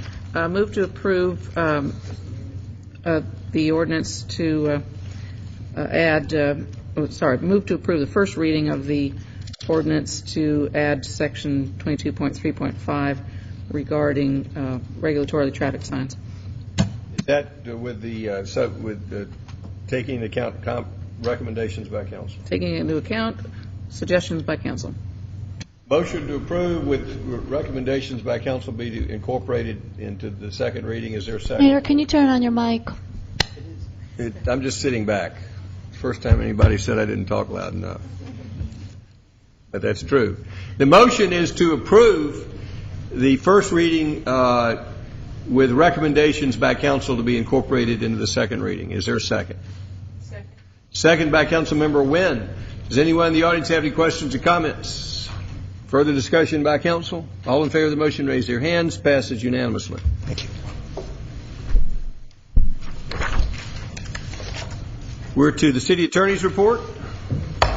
Thank you, Mayor. The first item on my agenda is approval of amendment of Chapter 22, Traffic and Motor Vehicles of the City of Roswell Code of Ordinances to allow for the operation of pedicabs within the city limits of Roswell. And with your does that require a reading? Second reading? Yes, it does. You'll read the ordinance, please. Thank you. This is an ordinance to amend the City of Roswell Code of Ordinances to allow for the operation of pedicabs within the city limits of Roswell. Now, therefore, pursuant to their authority, the mayor and council adopt the following ordinance. The City of Roswell Code of Ordinances is hereby amended by adding the following article to Chapter 22, Traffic and Motor Vehicles, Article 22.8, pedicabs. If approved, this will be the second reading. Do we have a motion for approval? Motion for approval by Councilmember Diamond. Is there a second? Second by Councilmember DePolito. Anyone in the audience have any questions or comments? Any further discussion by council? All in favor of the motion, raise their hands. Passes unanimously. Councilman Orland, is he voting? Passes unanimously. Wait a minute. We didn't have discussion. Too late. It's late at night, but you can make your comments after the vote. Vote has been taken. You raised your hand. That was too late. Mr. Mayor, this vote was taken under protest. We will hear from you. Would you like to comment? I would. I would like to add a few things that might clean it up a little. All right. Well, we're going to hear from you, and we're going to see if there's an amendment to make those changes. Can we do that? I'd like to. We're revoking the passage here. We're going to hear these comments, and we'll decide whether we're to hear them or not. Let's hear your comments. Okay. In looking under Article 22 in our ordinances, in order to kind of make it congruent with those, is a pedicab always a vehicle for hire, first of all? Because if it is, we might want to put that vehicle for hire : pedicabs, so it would be consistent with the one before it, which is vehicles for hire : taxicabs. Or are pedicabs not always vehicles for hire? They don't have to be for hire. I don't think we regulate them if they're not for hire. It'd be like a bicycle built for two or something. We're not regulating. And that's my next question is, did we not put vehicle for hire there because we wanted to include things like rickshaws or bicycles built for five? I think a pedicab implies it's a cab. It's a vehicle for hire. It's Vehicle for hire. So can we add vehicle But for can hire? we clarify that to make a pedicab as a vehicle for hire?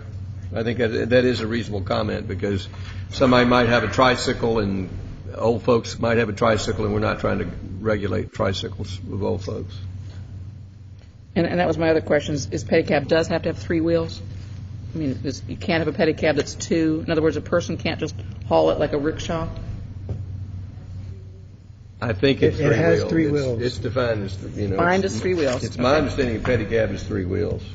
And then on the next page, we've got distinctions between operators and drivers. Is that a distinction that we need to make? No. They're the same, one and the same. Well, no, they're not. They're very different in the way it's written. No, I'm just saying that the operator and the driver are going to be the same one. They need to be combined. Well, We're not going to have we have a an distinction. operator. We're not going to have somebody steering it and somebody else pedaling. They're going to be the same. No, we've made a distinction, though. Oh, the operator. Operator's owner, drivers, And the driver. You're correct. The holder of the permit may be different from the driver. So we cannot have an operator who's less than 21 years old? Is that, aren't 18-year-olds allowed to enter into contracts? Or why did we pick 21? I don't know. Good point. I'd like to change that to 18 if that's acceptable. That would be an amendment. You can make these as an amendment and see if the council accepts your amendment. Also, amendment including in section 22.8.6, it has lights mounted so that they are visible from a distance of 500 feet. Really seems excessive to me. I mean, that's... You can see a candle at 500 feet. I mean, that's not that much candle power. At night, you can see it for a distance. I don't think that's a problem. That's more than a football field. You can't see a candle more than a football field. Anyway, that sounds excessive to me. I'd say 300 feet football field would be fine, or less. Are you writing down your list of amendments? Yep. Okay. And then the appeals, I think that 45 days is too long. I'd like to reduce that to 30. That's it. All right, if you'll go down the list again for the council's benefit, your motion is to amend this to make the following changes. 1, in the name, Article 22.8, vehicles for hire, pedicabs, or to be consistent with the one regarding taxis. So this is to make sure that pedicabs are vehicles for hire, they're one and the same. Correct. All right. And also in 22.8.3, we have the permits come from the Director of Community Development, whereas in the food vendor, we had it coming from the, whatever Brad's title is. So I wondered if there was... Brad, do you have a preference on who issues these? What's your recommendation? Director of Community Development. Director of Community Development. Or by his or her designee. Well, for the mobile food vendor coming back... Could be Brad. It says that. It says or by his or her designee. I'm just trying to make them consistent, with the other thing we just passed, because I know we cut and paste a lot, and do we have our own sort of form that we like to try to follow? Then the other thing is the operator's permit. We're not looking at a chauffeur's license or anything like that, are we? Okay, sorry. No, that's regulated by the state. Okay, so there's that one change. I'm sorry. My amendment would be the Article 22.8, vehicle for hire. 22.8.4, 18 years of age. 22.8.6, number 4, 300 feet. 22.8.10, 30 days. All right, we're going to vote in each one of those separately. How many council members would support the amendment to reduce the operator's age from 21 to 18? Raise your hand if you're in favor of that. It's not. Yes. Is there some particular reason to use 21 versus 18? Is there some legal grounds for that? No. But that's the It's owner. just- That's the owner It's of the owner of the business. We just picked, we're copying some other ordinance.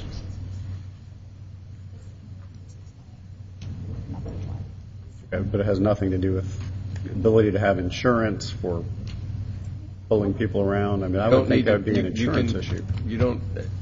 Do have to. I I don't have a problem with 18. I'm just wondering if You're there's legally, you're of age to contract and operate a business, and even younger people invent incredible things. So what I need to, we're now trying to get all in favor of amending this to change the age from 21 to 18. Let me see your hands. 1, 2, 3, 4, 5, 6. So we're accepting, that amendment is passing, reducing from 500 feet to 300 feet visibility of the light. Does transportation have any opinion on that? No opinion on that. How many in favor of reducing from 500 to 300 feet visibility of the light? I've got 2 in favor. All opposed? That fails to pass. It stays 500 feet. Councilman Orleans can't see that far. That fails to pass. And the third one was, what was the third one? Sorry, the appeal. 45 days to 30 days. If you support amendment from 30 days to 45 days to 35 days, 30 days, raise your hand. That's 1. 2. Yes, question before we vote on that. Yeah, just an opinion from staff as to being able to accomplish that in 30 days. That's why we put 45, just to make sure that we had the little extra leeway. From a technical standpoint, if somebody... That's consistent with most of our appeals. 45 days is a consistent appeal period. Councilmember Price, you still wish to make it 30 days? Well, it's because... You seem to be the hobgoblin for consistency up here. Well, yeah, exactly. Technically, though, you've already got the 15 days, because that 15-day clock's already ticking, so it looks like we're adding 45 days on top of that. That makes it 60 days. Is that the way it works? No, the revocation doesn't become effective any sooner than 15 days after they receive the notice. And then he has the right to file an appeal, and it would be heard by mayor and council within 45 days. So the 15 and 45 are separate. So it's 45 on top of the 15. But that's maximum number. It gives the council 45 days to hear it. You still wish to go to 30 days? Well, give it a shot. All in favor of 30 days, raise your hands. Fails to pass. The only amendment passed was reducing from 21 to 18. So we have a motion. And the title. The what? And the title? The title? Yeah, vehicle for hire. You're just trying to make it. What's the title now? Vehicle for hire. What do you want to change the title to? Pedicabs. Instead of just pedicabs by itself.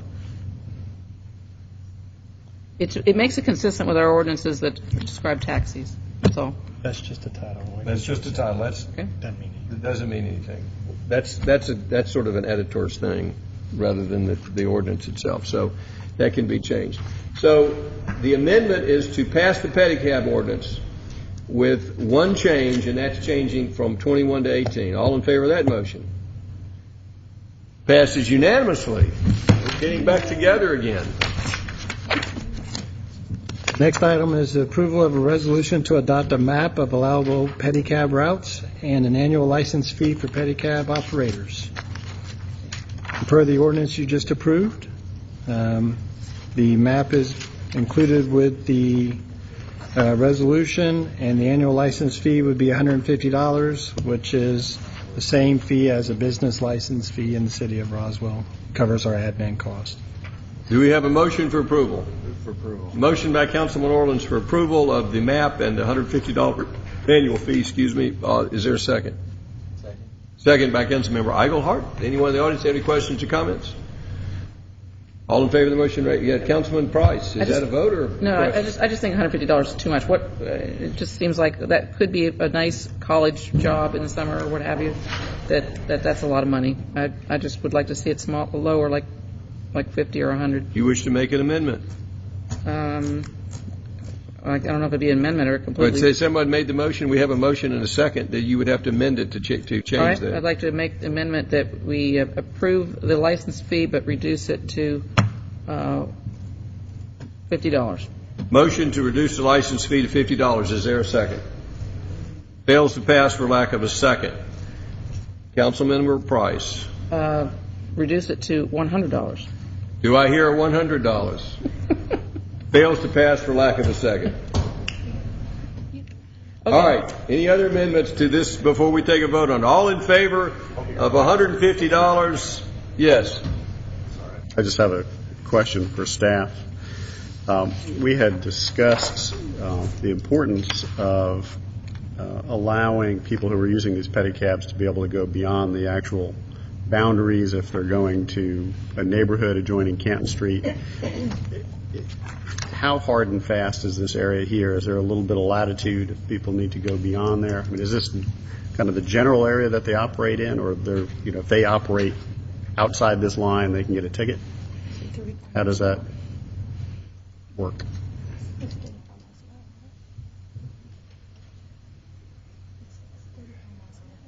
Mr. Davidson, you want to respond to that?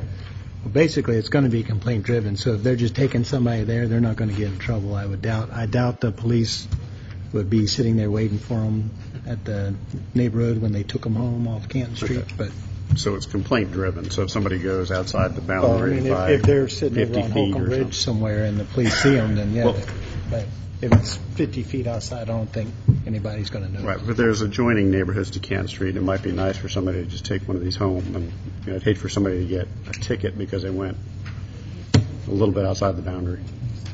Okay, we'll let it go. Further discussion? All in favor of the motion to approve the pedicab ordinance? As written? Well, we changed the 18. We're on the map. Yeah, it's getting late. The map and the $150 fee. All in favor of that motion, raise their hands.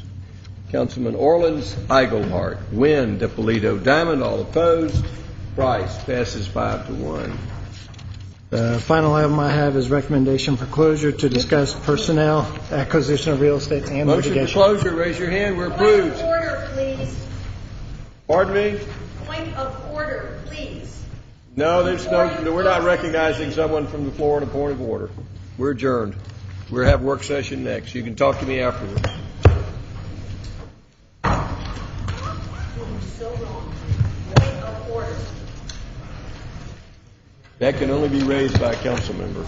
Well, then, you know what? You should have had it open for discussion, and I wouldn't have had to have a point of order. You were out of order. With the consent agenda, Jerry, you forgot to address one of the issues that Mrs. Price brought up. You were out of order. Shame on you, and shame on the council, all of you.